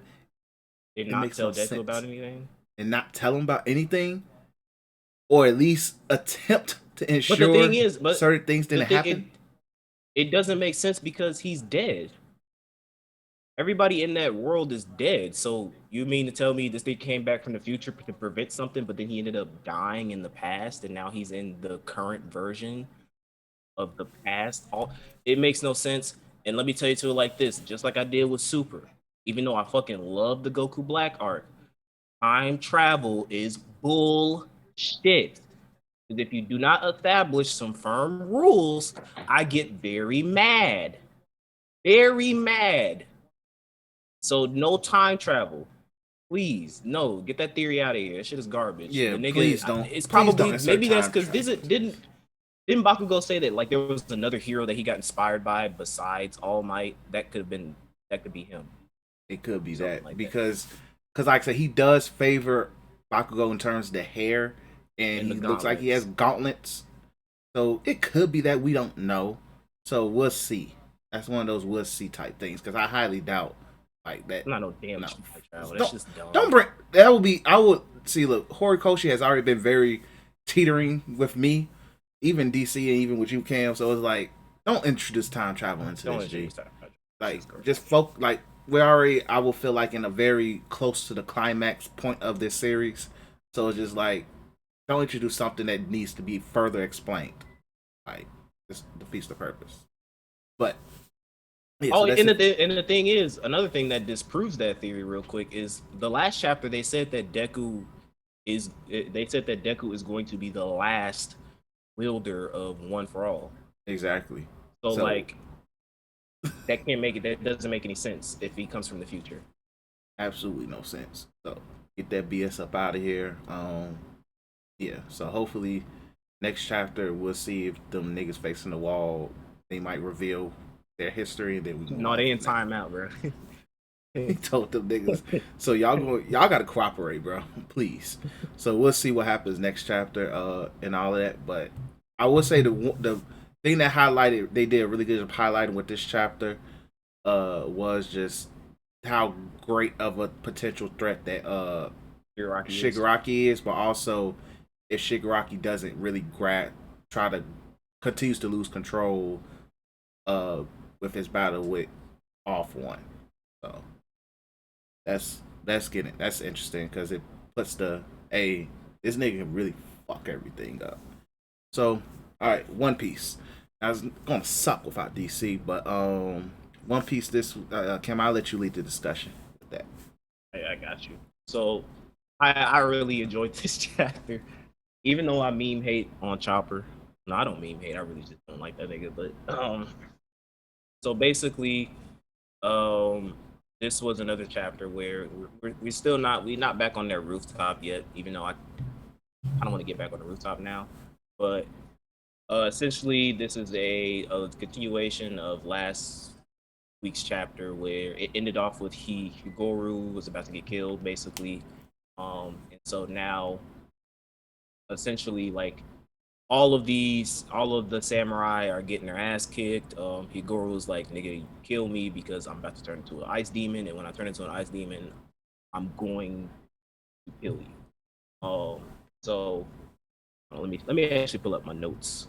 I think I wrote a couple things that I wanted to Yeah, highlight. your notes was really in depth. Yeah, okay. So yeah, so Queen told the pleasures. The pleasures are the people who ate the smile devil fruit and they weren't compatible. So they can't do shit. And then the waiters are the niggas who are waiting to get the smile devil. Basically Queen was like, y'all niggas not getting the smile devil fruit, ain't no more in production, and you pleasures are worthless because y'all weren't compatible. So fuck y'all if y'all die. Um, so Higuro was dying. The samurai is basically like, oh, they keep calling Chopper Tanuki for some reason. They're like, Tanuki, we help. We need you to come through the clutch, man. Like we don't want to kill Higuro. And then right before they kill Higuro, Chopper comes and goes like, don't do it. Wait a minute, I got y'all. He launches this freaking rocket launcher that has the cure for I mean not the corona. The ice the Name of ice this demon episode: virus. Chopper cures Corona. Chopper cured the coronavirus. But yeah. So Chopper basically. I mean, but the thing is crazy though. Like I don't know if this is Oda kind of like throwing some jabs. Could be. Maybe I'm being too deep into this, but I'd like to dig deep sometimes. But like this nigga Chopper developed a not a vaccine. A He cure. developed a cure for a for a very fast and widespreading virus disease on Onigashima within a couple hours, and was able to mass produce it and spread it, and it had 100% effectiveness. Saying. So Chopper cures everybody. He's like, yeah, I develop, one thing about viruses is that viruses are unpredictable. You don't know what you made, so I stopped it before you could spread it even further. And and then he was like, oh, Tanuki, blah blah blah. And then he's like, and then people are like, oh my gosh, you're awesome, Tanuki, you're so cool. And then he eats his power pellet thing. He turns into Monster Chopper, punches Queen, and goes like, I'm not Tanuki, my name is Chopper. And then everybody has like the surprise face, like, oh shit, maybe we should respect him. So then we cut to a scene where the Cyberpol, CP0 are talking, and they're basically saying, because we get a little moment with Momo, the ninja chick, and Yamato. And Momo is basically going like he feels powerless because he's not able to do anything, and they basically tell the ninja chick tells him that you're an awesome young man, and then he turns into his Zoan form, and then we cut to CP0 talking, and they're like, oh yeah, I'm glad that like they hint that like they're in Vegapunk they were experimenting on using Kaido's lineage factor with his devil fruit, and they were saying that like they're glad that it failed. Like it, they were like saying, "Oh, it failed. There was no good success to creating an artificial devil fruit with his powers," which leads me to believe because Momo's devil fruit, his Zoan form, looks extremely similar to Kaido's Zoan devil form. It So do. it's I Also, guess the Oda is panel in itself is very inappropriate. yes. Shout out to the World 34. So basically, I think Oda is hinting that Momo's devil fruit is basically an artificial version of Kaido's devil fruit. So no, maybe Momo go kill Kaido. Knows. Hey, MMK.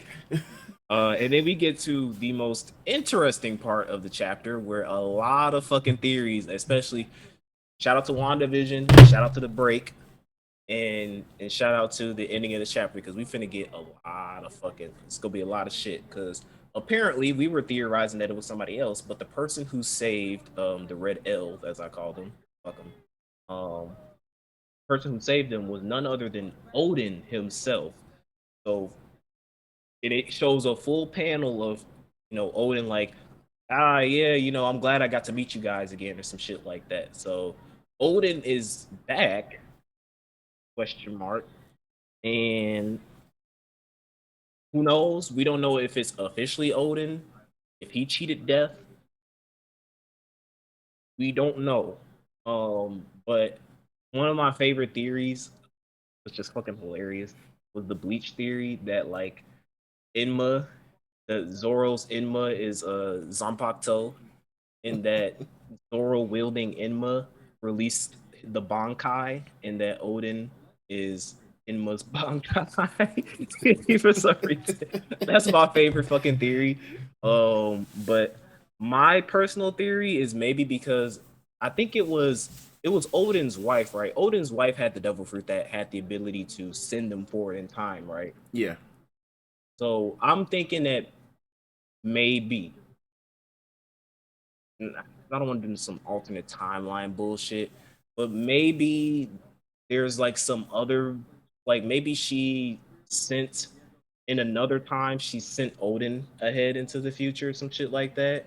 And he's in the current world and he was just kind of wandering around and then he heard about what's going on in Wano and he was like, oh, we'll go back to Wano. And then he heard about what happened with the Red Scabbards and he's like, I guess I'll help y'all niggas or some shit like that. Or some people were also saying that it's the fox. Like there was like the fox spirit that could transform into anybody, and he transformed into Odin. There's a lot of theories that are going. One of the wildest theories is that it's actually Bon Clay. Gee, That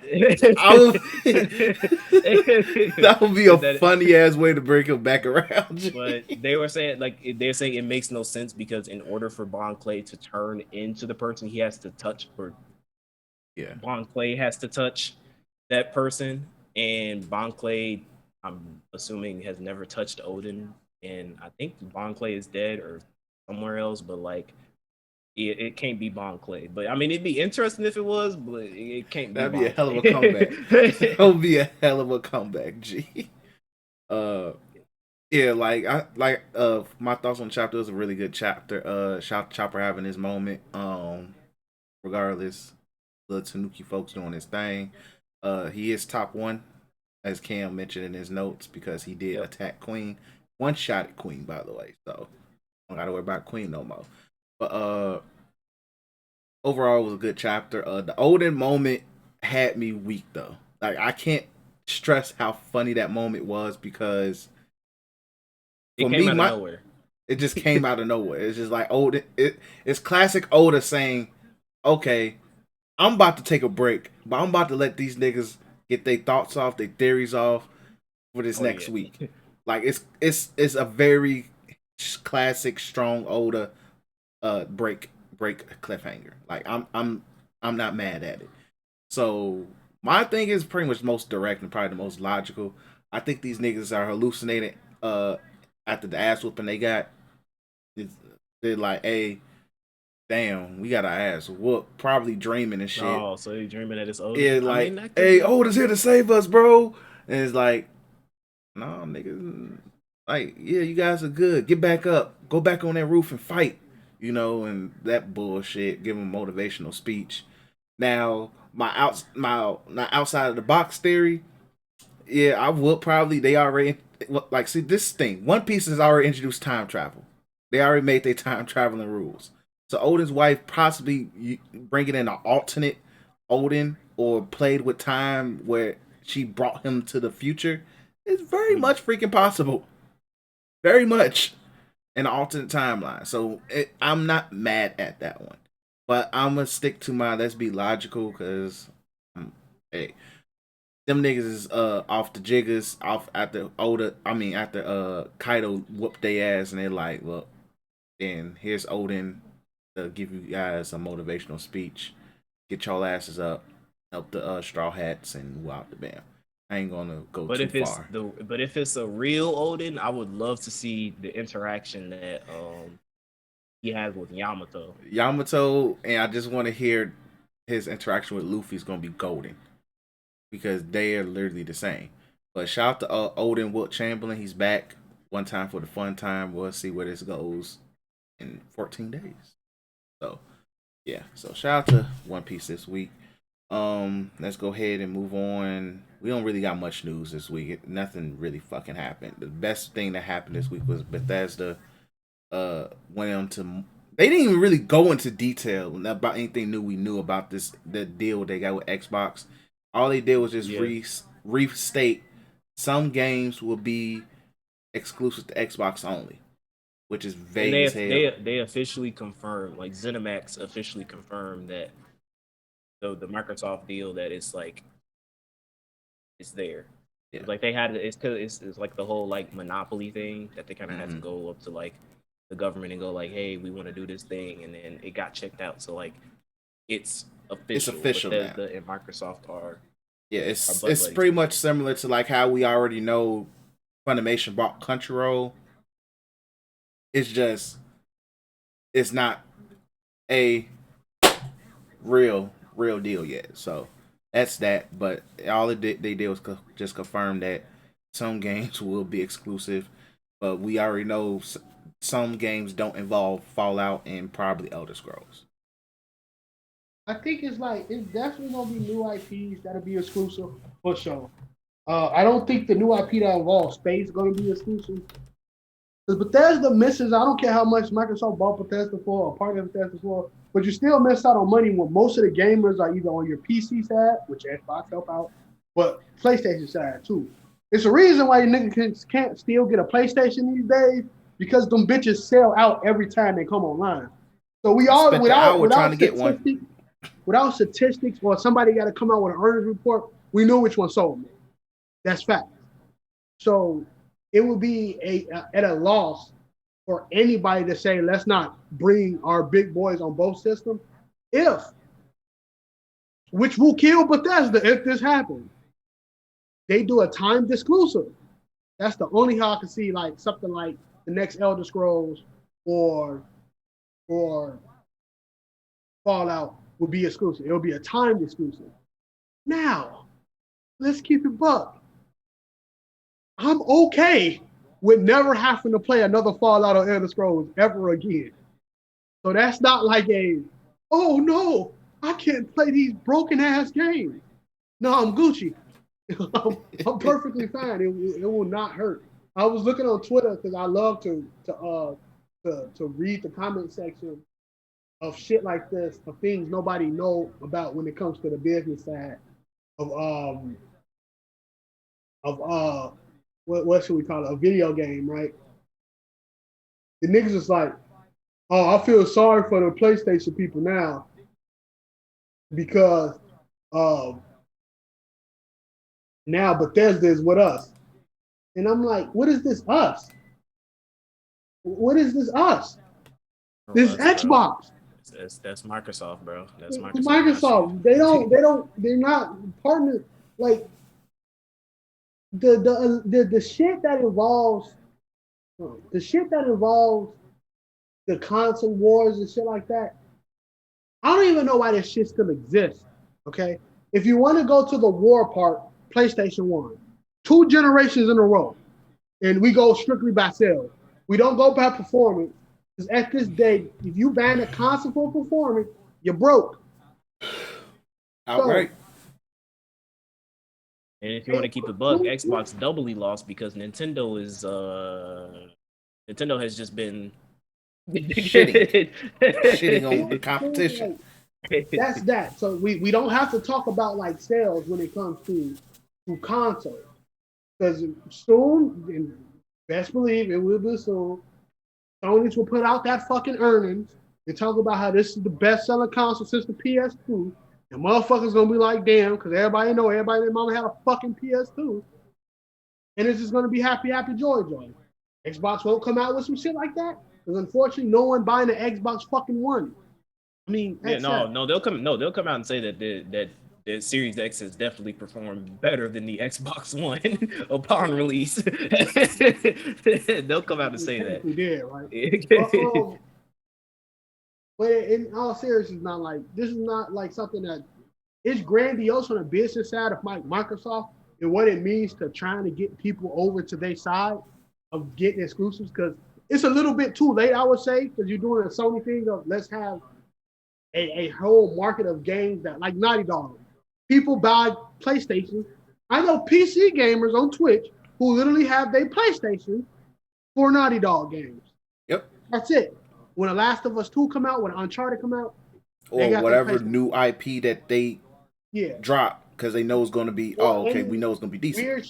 Weird shit like Detroit Become Human, them ugly ass games. Yeah, They the got their PlayStation. story driven games. Yeah, the Yeah. Horizons shit. Like even though Horizons getting ported, but the Horizons, Ratchet and Clanks, the stuff that they're known for, God of War, shit like that. Yeah, Exactly.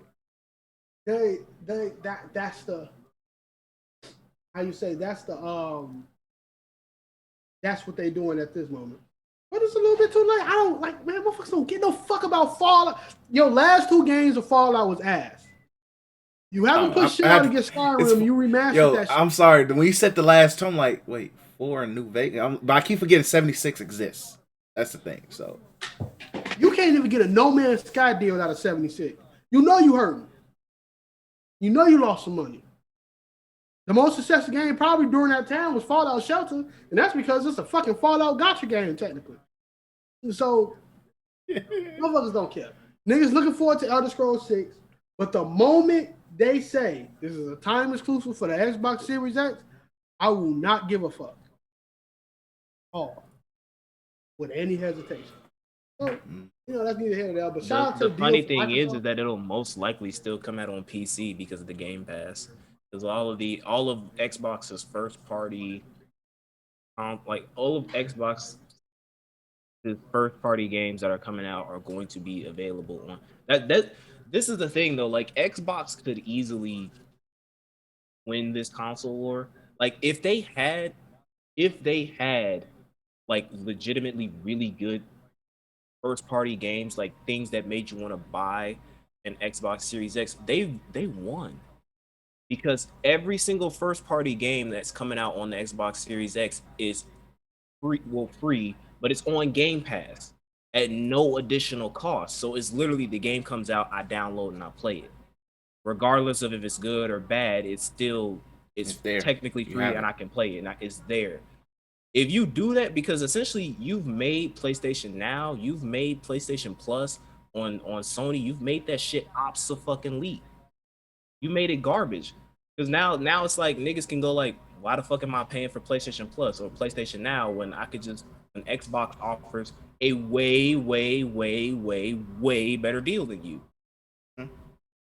So like if they could find some way when it comes to the Halo, the 13 studios that they said that they acquired, like if they're trying to like they take this and I'm giving you some clicks, Microsoft. Find some way to really spin this Game Pass when it comes to your first party games. You can do it. At least like as far as because at this point we know for sure Xbox does not really care about the Series X as a console. And what I mean by that is they don't really care about the sales of Xbox Series X. They care more so about the subscriptions. That's what they care about. They care about them Game Pass subscription because that's the thing that they can go up to their shareholders and go like, fuck a $500, $600 first purchase, whatever. We got niggas who's paying $12, $15, $20-something a month over 15 million people who are paying this recurrent subscription for our Game Pass. And that's how they go. You can cry me a river about Xbox Series X's game sales are bad. Who gives a shit? They don't care. They go like, look at how many people are subscribed to our Game Pass versus PlayStation Plus or PlayStation Now shit. That's when they can really go like, that's our shtick. So Microsoft, you find something because Xbox Game Pass is still it's such a great thing. Like I went there and I saw that freaking Final Fantasy 12 Zodiac Age. You just recently put that on the Game Pass, and I've been interested in playing that game. I'm like, oh shit, okay, I can play it just like that. Like Nier Automata, you have the best version of Nier Automata that I wanted to play since I'm replaying it. It's like you have a great system with the Game Pass. Like utilize that shit, man. Yep. Utilize like with the Bethesda thing, utilize it. Like even if you want to spin it like timed exclusive, because Sony does it. Sony does it with fucking Call of Duty.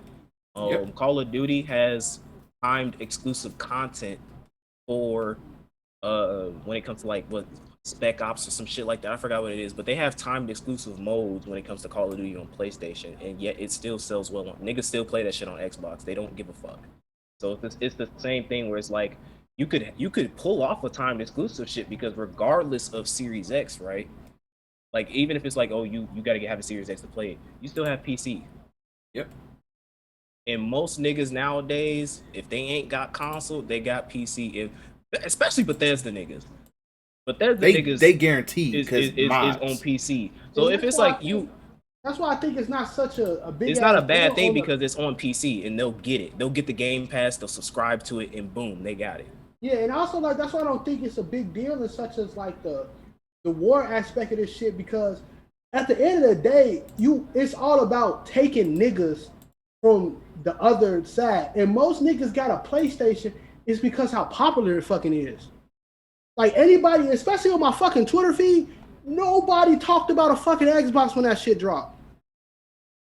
And that's because of the PlayStation is just more popular.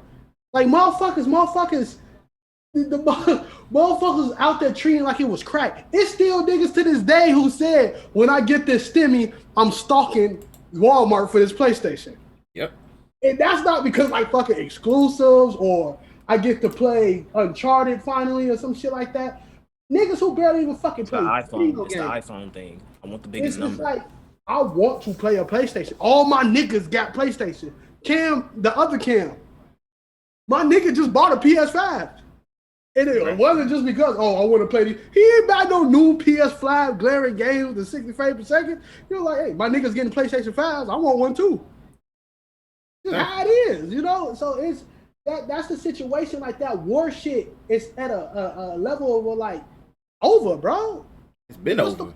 Talking about it. Especially as like the main thing is like, especially because more people are realizing the worth of a gaming PC. Like people legit come to me at work every day. They're like, "Oh, you got one right?" I'm like, "Yeah, my homie Aaron did it for me." "Oh, okay. How much?" I'm like, "I put like 900 into it, like, and it's pretty good." And they're like, "Oh, okay, that's not bad." I'm like, "Yeah." More people are getting into it.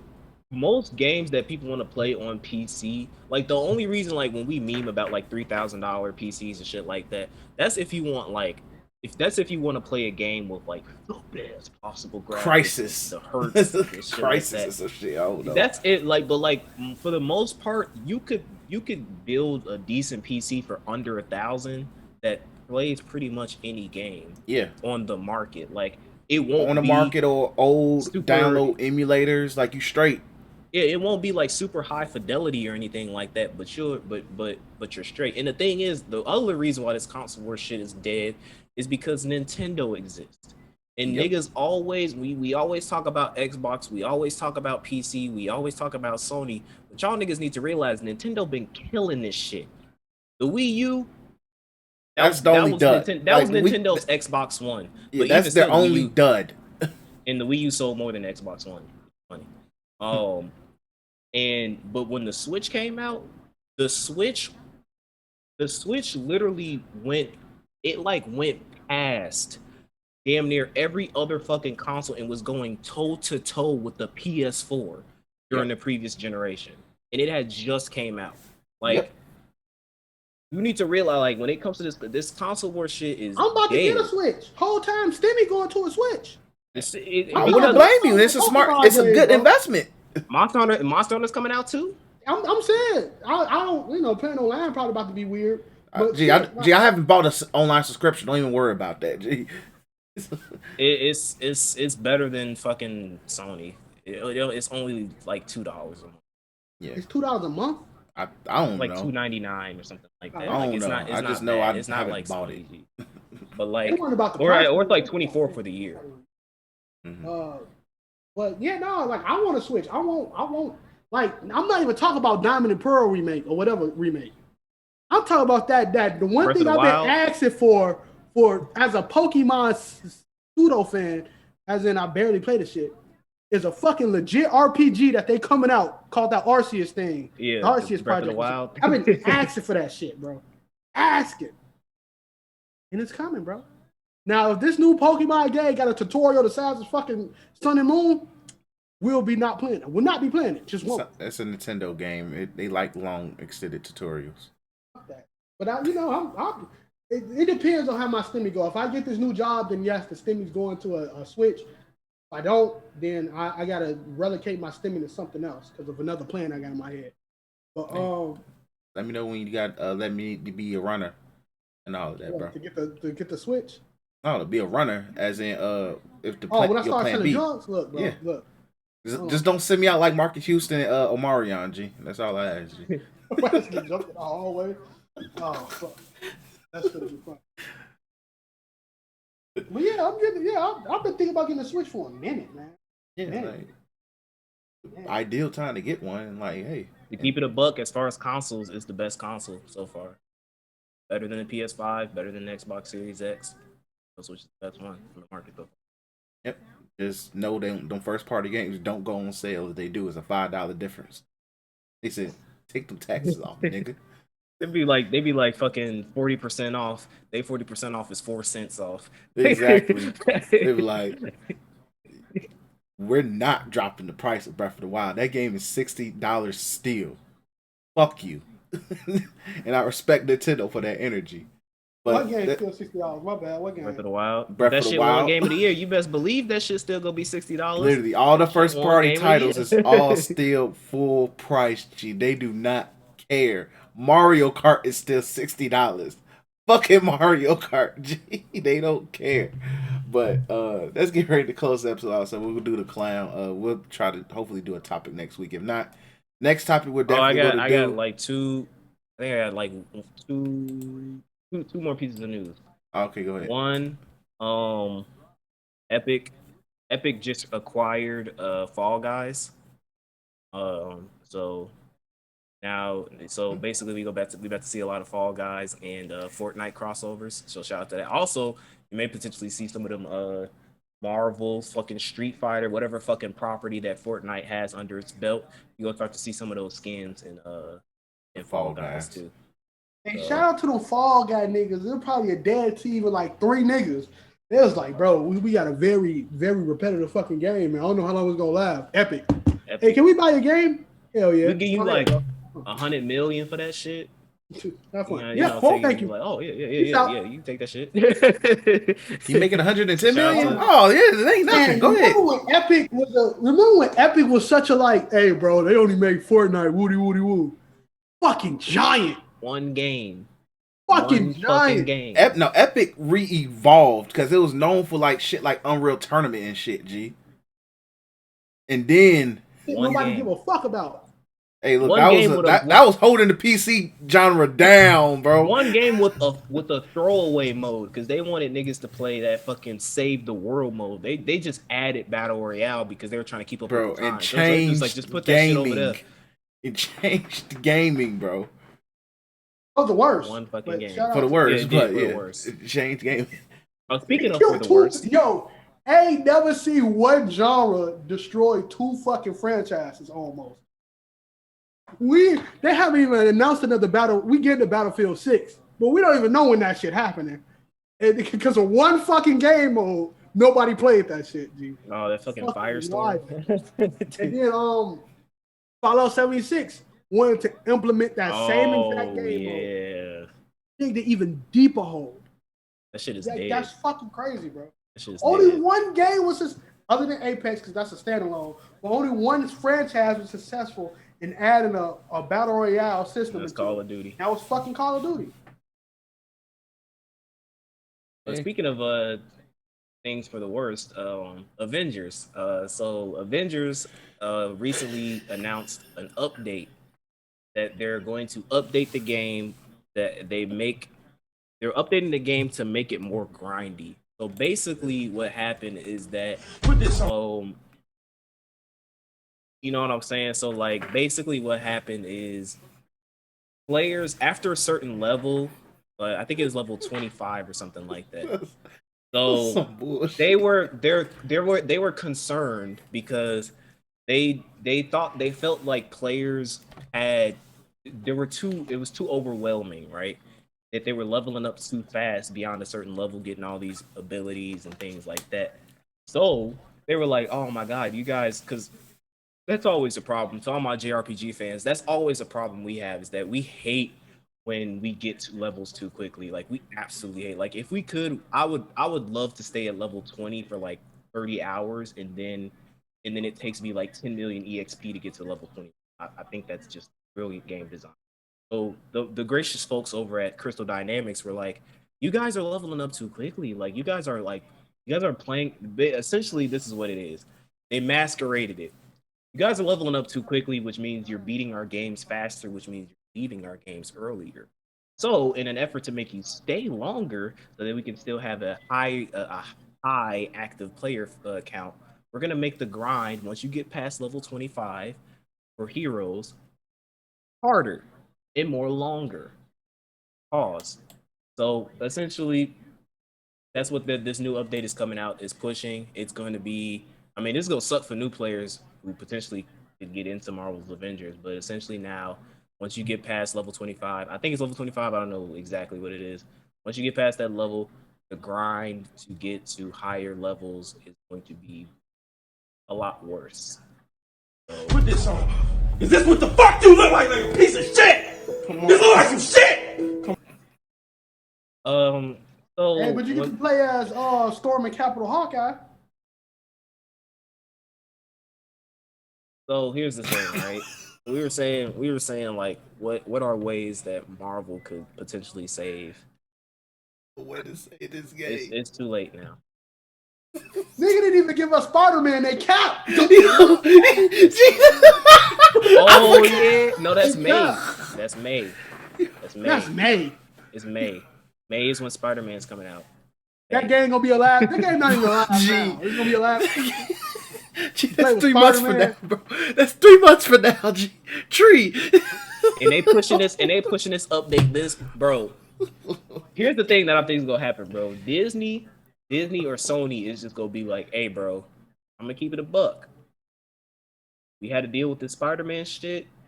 We taking it back. Yeah, cause y'all fucking up the game, bro. And y'all fucked up the game badly, bro. You did the opposite. What you should have did is made the grind easier so that people could get more into the game because you realize that we're playing a superhero game. It was a comment that I saw in one of the videos. It was hilarious. Is that it's like Marvel's Avengers is a game that you're supposed to feel like you're playing superheroes, but I feel like I'm playing superhero trainees. And that's exactly what Marvel's Avengers is doing. Damn, like so you're playing My Hero Academia with Marvel skin over it. Man, you are taking a premise that should be so fucking easy to do, and you are finding more and more ways to fuck it up. Like I mean, to me it's done, but you have like one more chance.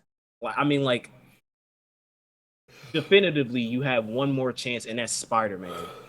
When Spider-Man comes out, you better do some like ginormous update in which you completely restructure the game to center around this nigga Spider-Man coming to the game, making the grind less easy, getting rid of that stupid ass Fortnite Battle Pass system, making skins acquirable in game through missions or special rewards or whatever. Just get rid of that fucking microtransaction bullshit. Get rid of that Fortnite store. Get rid of that Battle Pass, and add more to the story. Like add a big story update when Spider-Man comes out, revolving around him because he's like going to be your most popular character in that game if he comes out there. And you could potentially, and also make it free to play. You make it free to play and all that other stuff when Spider-Man comes out. I think you could see a turnaround. You could do a Destiny 2. You could pull a Destiny 2. No, Destiny 2 was dead to rights. Hey, that game was dead to rights.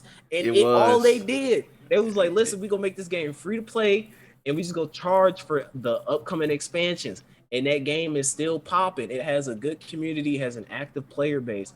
All you have to do at this point with Marvel's Avengers, take away that update, make the game free to play, and get a big fucking structure. And you could potentially see something. I'm trying to work with you, bro.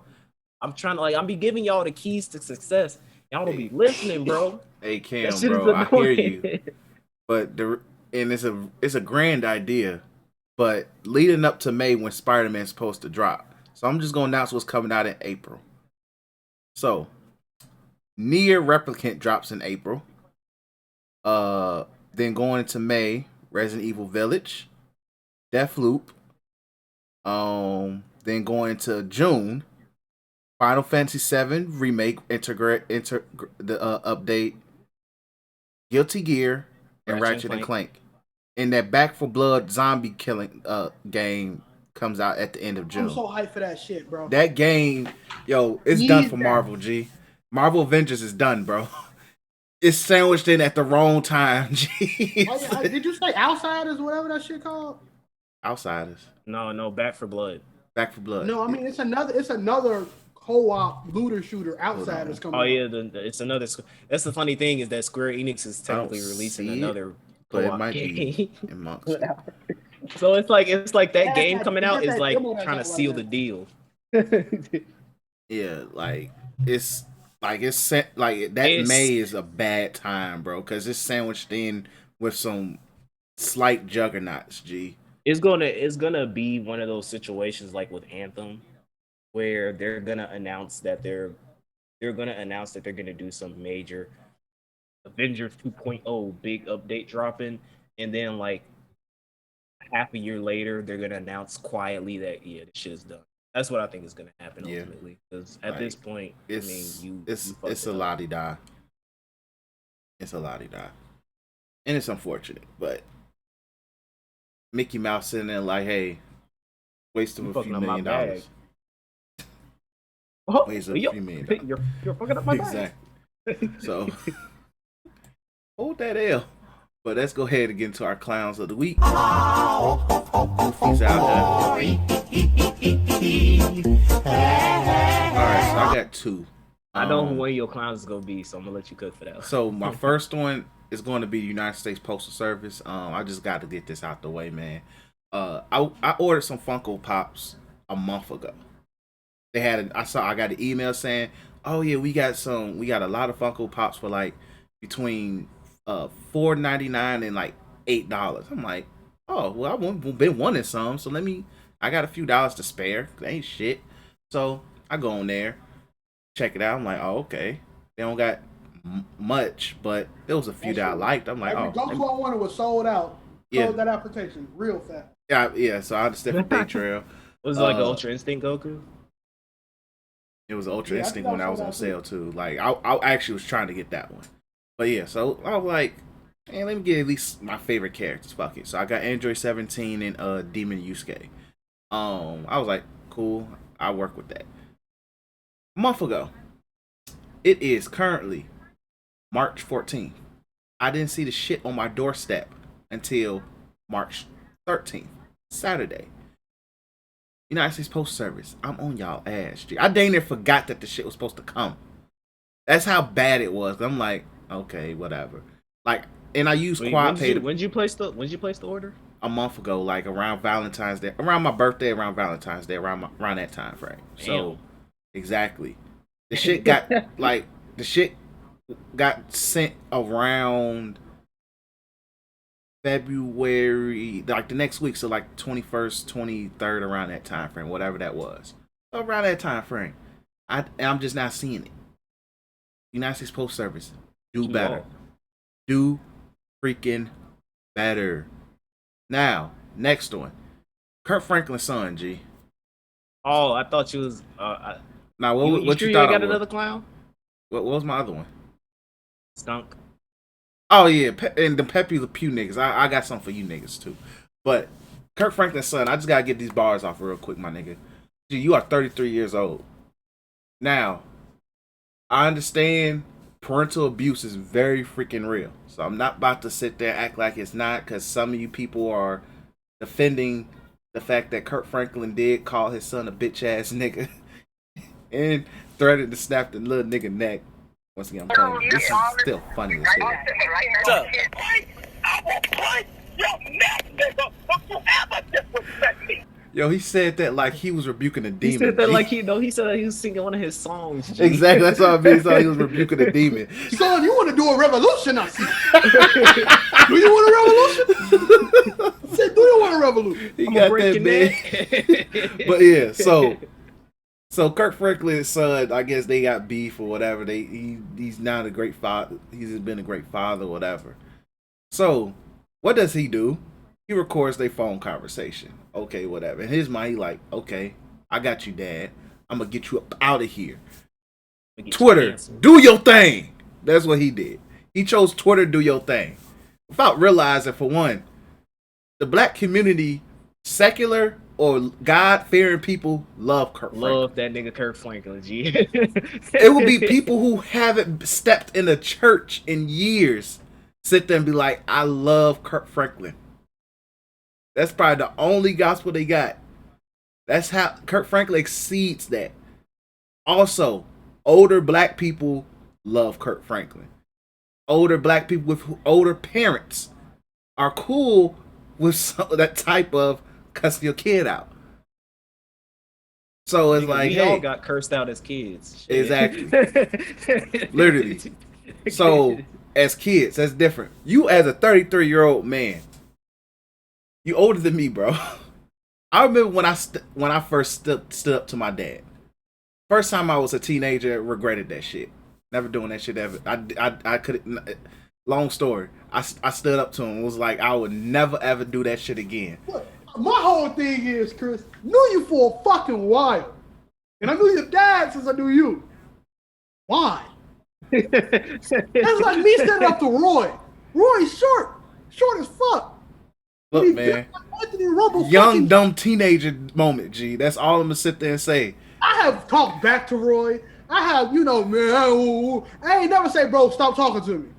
Because I know Roy was sending me to the fucking moon. Hey, all I'm gonna say is the fact I didn't get sent to the moon at the age of 15, bro, is all you need to know. I stand up to my biological daddy before I stand up to Roy. My biological daddy got fucking murders. Yeah, I know. Before Roy, I was standing up to my biological Hey. daddy. So, as a teenager, I almost literally got sent to the heavens, but cussed out. Because literally, like, hey. Now, when I turned like around, when I entered my 20s, I was like, all right.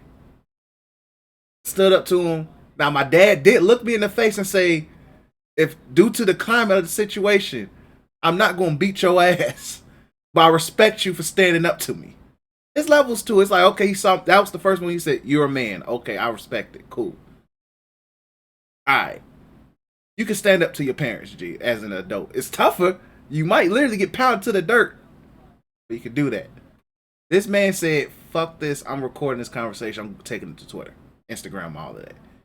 And as Kirk Franklin said, that was a bitch ass nigga. So you a clown for that, G. I'm sorry. Like, I can't defend a grown ass man that's recording phone conversations, now, G. I heard like stories that like apparently like his daughter is saying like the son has been very disrespectful. Yeah, like, so Kirk, it's just and, like you're not like it's helping been your like case. a while. So this isn't like a one-off issue of like him just randomly going like I'm gonna mentally or vocally abuse my son. Like it's been levels to it. Look, Kirk Franklin threatened to break your neck. I'm pretty sure you had to like I mean like we know like Kirk ain't a perfect dude. He's but, not. Like, I mean, you know what I'm saying? Like he's not perfect, but he still is a God-fearing man, bro. Like I don't think his first response is gonna be like, yeah, let me curse this little nigga. I think like you done had to do something to make this man go to that level, G. You took him to that level, G. You took him there. You took the man there. So it's like, hey, and it's frustrating if you can't get along with your son. So it's like, look, you took him there. And especially as an adult, I just can't honor you recording phone conversations, leaking into the internet. Like, G, stand up to your pops, G. And I don't mean it like argue with him, but stand up kind to of stuff him. that you take to your family. Exactly. You keep that private, bro. I don't care how rich he is and famous he is, bro, because at the end of the day, that's not a battle that you handled properly, G, and the Lord is going to take care of that, G. So, and now my next clown, all you Pepe Le Pew ass niggas, G. You weird sickos, G. Look, so this is going in the Hall of Fame because a lot of you motherfuckers are sick. Look, man, niggas a skunk. Them the same people that watch Redo Healer and like it. Exactly. You niggas are just weird, bro. I'm just fucking weird. Like LeBron and Warner Brothers did the right thing by saying we don't need this rapist on Space Jam. G. Literally, the man Pepe Le Pew literally snatches up a cat, says a bunch of French words, mes amis, bon toi, It tries to forcibly kiss them. and forcibly and has kissed her, holds on to it to the point where she can't let go, where she's fighting out. That's literally each of his segments, bro, of Looney Tunes. And it's not like he's a star, he's a main one. Like, oh yeah, I've messed with Pepe Le Pew's moments on. Like, nigga, what? No. So even like as a kid, I'm like, yo, I don't think that's cool. Like, it's not. Like, it's different when you like jokingly like, hey, and all, but it's different when you like, yeah, come here, bitch. Like, no, he was legit come here bitching women, G. Well, the cat. You can't do that, and it's not cool. And you niggas are mad. You niggas are mad. Because the funny thing is that they're blaming cancel culture, but it's like Warner Brothers themselves was like, "Yo, we getting rid of him." Like it wasn't like an outcry of people saying, "Yo, cancel Pepe Le Pew." Warner Brothers themselves was like, "He not here, bro. He too problematic. We go do it." Yeah, it's not worth it, bro. Like, gee, he was out here trying to steal coochie. I literally saw some girls I went to high school with like comment and argue with niggas saying, look, and it was legit a chick she said, look, I was scared of French niggas because I thought they were rapey like that, G. Like, that's the type of stuff, like, people think about, like, because he spoke French and he was grabby and all of that. So imagine the kid seeing that and be like, yeah, I know that's creepy. That's not cool. I don't want that to happen to me. Is that what French niggas do? Like, no. So think about that. There's consequences to it. Like, a kid will sit there and be influenced by it. Whether they say, ooh, Pepe Le Pew's cool, or a girl being like, I don't want that to happen to me. No. Same instance where you niggas was mad that Dr. Seuss got canceled when it was literally like the books that got canceled were literally not only books that have racist stereotypes in them, but there were books that the book printing company said that these books don't sell. So we're literally not only are we getting rid of them because they're racist stereotypes, but these don't even make us money, so we getting rid of them. Exactly. So you have kids who grow up with like I forgot which book it was, but it was a book that had like literally racial stereotypes of like how Asian people look and like stereotypical names and shit like that. Kids are sponges. They absorb shit and they take things at face. If you tell a kid something, they'll take it at face value because that's how innocent they are. So if you grow up in an environment where they're growing up with cartoons like fucking Pepe Le Pew and shit like that, they're gonna grow up thinking this shit is okay. You have a little kid walking up to some girl going like, I mean, I'm using extremes, but for example, you'd have a situation where a little kid does that to a chick because I saw it it's a cartoon. I saw it and he didn't get in trouble for it. Like same thing when it comes to music with foul languages and shit like that. You grow up with stuff like that. You're gonna replicate that stuff as a kid because that's all you got and that's all you see. So yeah, there has to be a purge or a canceling of certain things because the shit is not it's not okay. Like, and the thing is, you're a grown man defending a nigga who is a literal sexual predator. Like, realize that, G. You mad that a cartoon that portrays a nigga doing sexual predator activity as funny is being canceled. Like, G, like, Y'all sad, G. It's Y'all going sad. out sad, bro. And just a reminder, Herbert from Family Guy legit was a pedophile. We know that. But G, like, this come on, man. Monique character on the Parkers. Come on, G. Y'all are reaching. And Monique is already canceled because of Hollywood and y'all didn't watch the comedy special. So you niggas gotta do better. Do better. So those are my clowns. I got one. Oh wait, hold on. On an unrelated note, I did talk about Redo Healer. I read an article that there's actually a hentai version.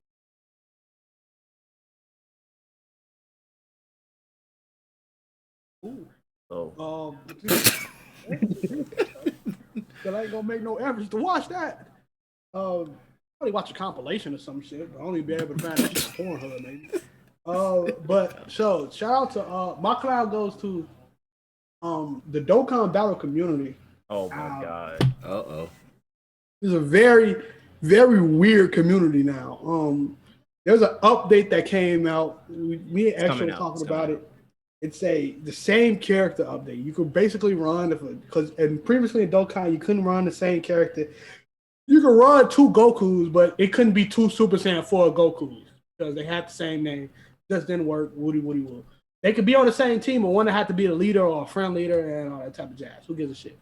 So with this update, basically Dokkan preparing for the end game, in my opinion, to whenever they decide to shut down the servers, people can still play the game and whatnot. But I don't think it's coming anytime soon, but I do think they're looking in the future. This update is it's not meant for real conversation to say that it's like good or bad, or it's like me and Cam and Extra don't like it because they can't link. So it's no point to me after you put on the team. Linking makes the characters more powerful, gives them key. Somebody like people who happy this update is, but somebody like Tech Broly, before he transformed, needs every fucking key in the world to actually do something, right? He won't be able to do that with the Broly they want him to be with it. So, links need that. Of course, if certain people have passives and stuff like that, that can help out. But, part of the community will tell you that this link level update, the grind, you need to do the grind because those links are needed to make your characters more powerful. But what this update makes, that shit don't make it useful. Why would I bother? Who cares? Because not only is we going to make teams full of the same fucking character, but we're going to make teams that they ain't going to link. So I got level 10 links on this Goku and this Goku. They don't share a link because they can't link. And the reason I'm calling it clown, because that's all. People are warring over this shit. And getting called dumb. And getting called, you don't understand, this is the best thing to happen to a game. Content creators, non-content creators calling each other fucking stupid. It's ass at the end of the day. In my opinion. It's ass. I don't give a fuck either. Still gonna spend money on that game whenever a Goku card come out. My favorite character. We play that game specifically for, I think me, Cam, and Extra play the game in this way, for particularly in collection of cards. Just like if I was to play bad Pokemon cards and I pulled a hollow rare. I bought those cards not to go to Cam's house and say, let's play these fucking Pokemon cards. No, I bought it because in the collection cards. Don't play Pokemon, just as an analogy. I don't give a fuck about a balance of a mobile game that took too much money from me. Don't care. Really don't care. It's not PvP. If they were to bring PvP in this game, I won't play it. A gotcha game. So, that's my clown. Fucking hate that community with a fucking fiery passion. Makes no sense how much I hate that community. I think everything that that bad happens to that community deserves it. That don't involve death. But if you stub your fucking toe or some shit like that, you deserve it. And that's pretty much it. It's a very stupid community. That's my clown to everybody, not just the truth, not just Gresh or whoever the fuck talking. Like making fucking videos of why this is the best update to happen. My thing is, and no one asking this question, what's the point of running them on a fucking team if they can't fucking link? And the only character you keep bringing up is fucking Rose and his fucking passive. That's one fucking character. But it still don't matter because they don't link. They don't fucking link. Still don't so link. I will put this nigga on the team, and his passive will help me out with get key, and his passive will help me out. But what about the link level 10 of Rose, or big bad bosses, whatever the fuck it is, to help them get defense? Shit won't happen. There's probably 6 rotations in that game in which if these 2 cards were put together, you won't die that rotation. Most likely will die the next rotation, but you won't die that rotation. And that's the fucking Golden Freezers. That's probably the Roses. And that's whatever fucking paper mache Vegito team you put together. That's fucking it. Any other team you think about, Super Saiyan fucking Gokus, Gum Goku, Namek Goku, put it together, whatever. I mean, not Namek Goku, Gum Goku and every other Super Saiyan Goku put together won't be that great. Transformer Goku and Namek Goku won't be that fucking great. Super Saiyan 4 Gokus, no, because they can't fucking link. So guess what they're gonna do? Get fucking smacked to Timbuktu. All the Gogetas won't link up. Super Vegetos, guess what? Hey, they get the counter together. And at the same time, they still won't link, so they still get smacked by a fucking super attack. This shit don't matter. It don't. Unless you put $3 million into that fucking game in which you got dupes of LRs that you need to keep because it make you feel good of wasting money on this and not buying pussy. So in that aspect, I can't wait till I just wake up and be like, the shackles of Dokkan is off of me. And I can leave this game the way it's supposed to. I ain't gonna lie, bro. That's gonna be a good day. That's gonna be a day we celebrate. It's gonna be a day we cry for like 2 minutes and then we go like, a good thing. But I'm a piggyback on Detrail's clown because this whole balance thing is starting to piss me the fuck off because I don't play Dokkan. Like, if I were to tell Chris to like, hey, you should download Dokkan because it's a perfectly balanced game. Who the fuck wants to play like? Who the fuck like? Why do you enjoy playing Dokkan Battle? I enjoy playing Dokkan Battle because it's so balanced. Every character that comes out is just designed just to not overpower enemies or any. Nobody wants to play. Dragon Ball is all about being overpowered and breaking limits. Why the fuck would I want to play a nerfed version of that series ideology? You're telling me that it's going to be so OP to have a rotation of AGL or Strength Rose with LR Int Rose and they are able to link? Oh my god, I can go into the God of Destruction event right now and one-shot them. No. It's not that broken. So for people going, oh, it's going to break the balance of the game. Characters are able to win. Oh my god. You shut your goofy ass up. No, it's not. It's not. Let them link. It's okay. It's not gonna hurt anybody. Like there's no threat of balance. Because the thing is, you're saying, oh, you can run them off rotation. Why would I want to do that? If I want to run 2 Rosés on my team because I want to link 2 Rosés on my team. I don't want to have 1 Rosé on one rotation and another one on another rotation. That's stupid. So to me, this update, like at first I was hyped for it, but now it's pointless. I don't want to have 2 cards on my team that's not gonna fucking link together. That shit is ass, bro. Like, so and like for people who are overreacting and going like, oh my god, like I can't believe you don't like this update because they don't link. Like, yeah, I put money into this game, so yeah, it's ass. It's for all my content creators who are capping for Dokkan. Unless you're like Rhyme Style and you got direct access to them pockets. Not saying Rhyme Style does have access. I'm just saying people who have like actual close connections to Bandai, you don't need to cap for them. Not everything Dokkan does is perfect, and it's okay to call them out on their bullshit when it's stank, because they're not paying your bills, they're not paying your student loan, they don't wake you up every morning, they don't make you breakfast, they're not bending over backwards to serve you up some grade A pussy, they're not doing none of that shit. So don't stop capping for these niggas. That's your god, bro. It's okay. I find it absolutely hilarious when we talk about the One Piece community and how toxic it is. It's the reverse. The One Piece treasure community is like one of the best gacha game communities that I'm a part of. And the Dokkan community is one of the worst gacha game communities that I'm a part of. It's insane. It's mind blowing. And to add another thing too, one thing I want you guys to realize, because you brought up a good thing, Datro, when it comes to Pokemon. I want you guys to realize that this is the curse of gacha games. I'm gonna be quick with this because I got another clown. You're capping for a game in which everything in that game, within that game's economy, outside of it, is completely fucking worthless. I want you to realize that. Digital, worthless goods. What I mean by that is that if Dokkan were to shut down right now, you have that account that you have is worth shit. comparatively to Pokemon that has an economy outside of its own origins. Like the like the thing is that you could buy trading card games, right? Now in the end game in Pokemon's card system, right? You have the battle system, right? Which is like these cards are worth something in terms of tournaments, in terms of shit like that. Outside of it, it's worth something because the trading card community for Pokemon is big fucking bucks if you do it right. Like the PSA grading system, mint card conditions, hollowware, shit like that. That's worth that's actually worth something.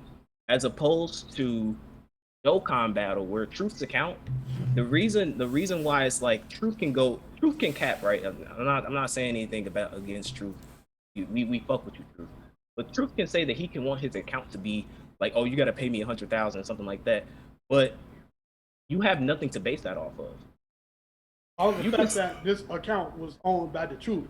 yeah, I can get the funny thing is, I can go to like deep parts of fucking Reddit or like eBay, buy a fully duped out Dokkan account where every stones ever in existence that happened with Dokkan right there and with cards 100% or some shit like that, or get an account where every card is 100%. Guess how much money I will pay for that? $10 fucking. And that's a lot in the Dokkan community to pay $10 for an account because it's worthless. It's it's basically saying I absolutely just took the worthless. grind out for me. It outside of that game's economy, it is complete. Like truth can say, "Oh, I paid $100,000 for this account," but you have nothing to base. You have absolutely nothing to base that economy off of. You can say it all work, but then you can show that account to me and say, "Worth $10 to me at most." There's nothing in that game that says this card, this LR card that you have rainbowed full level 10 links is worth $1,000. Like you can say in Pokemon where this hollow rare Charizard that's PSA graded 10 and is in mint condition is worth $15,000 because there's a system that shows you, yep, that's the worth of this card. There's nothing like that in Dokkan. So realize, above all else, you are capping for something that, in essence, is completely fucking worthless. And that's what I want to end it off of. And my next clown, not this isn't the full drama, it's part of the drama, right? The whole Meghan Markle drama is not necessarily due with that, like, 'cause regardless of what you think, is it surprising? No. I mean, we know the royal family ain't shit, to be honest. They never were shit.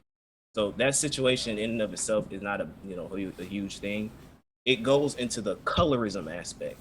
And I want to particularly call out Ben Shapiro for being a clown. I mean, he's a clown, but like he's a clown for what he said. So he said, like, because when Megan said that the family was asking about the complexion of the child, he was saying that like that nobody asked that question. Like he was saying it as an absolute when it's like, nigga, you clearly have not been a part of any conversations because colorism is real and it is deeply rooted within across all racial communities. That is a question that everybody, as particularly the black community, back then we talking about the brown paper test, the brown paper bag test and shit like that. Complexion has always been an issue with our community. Always.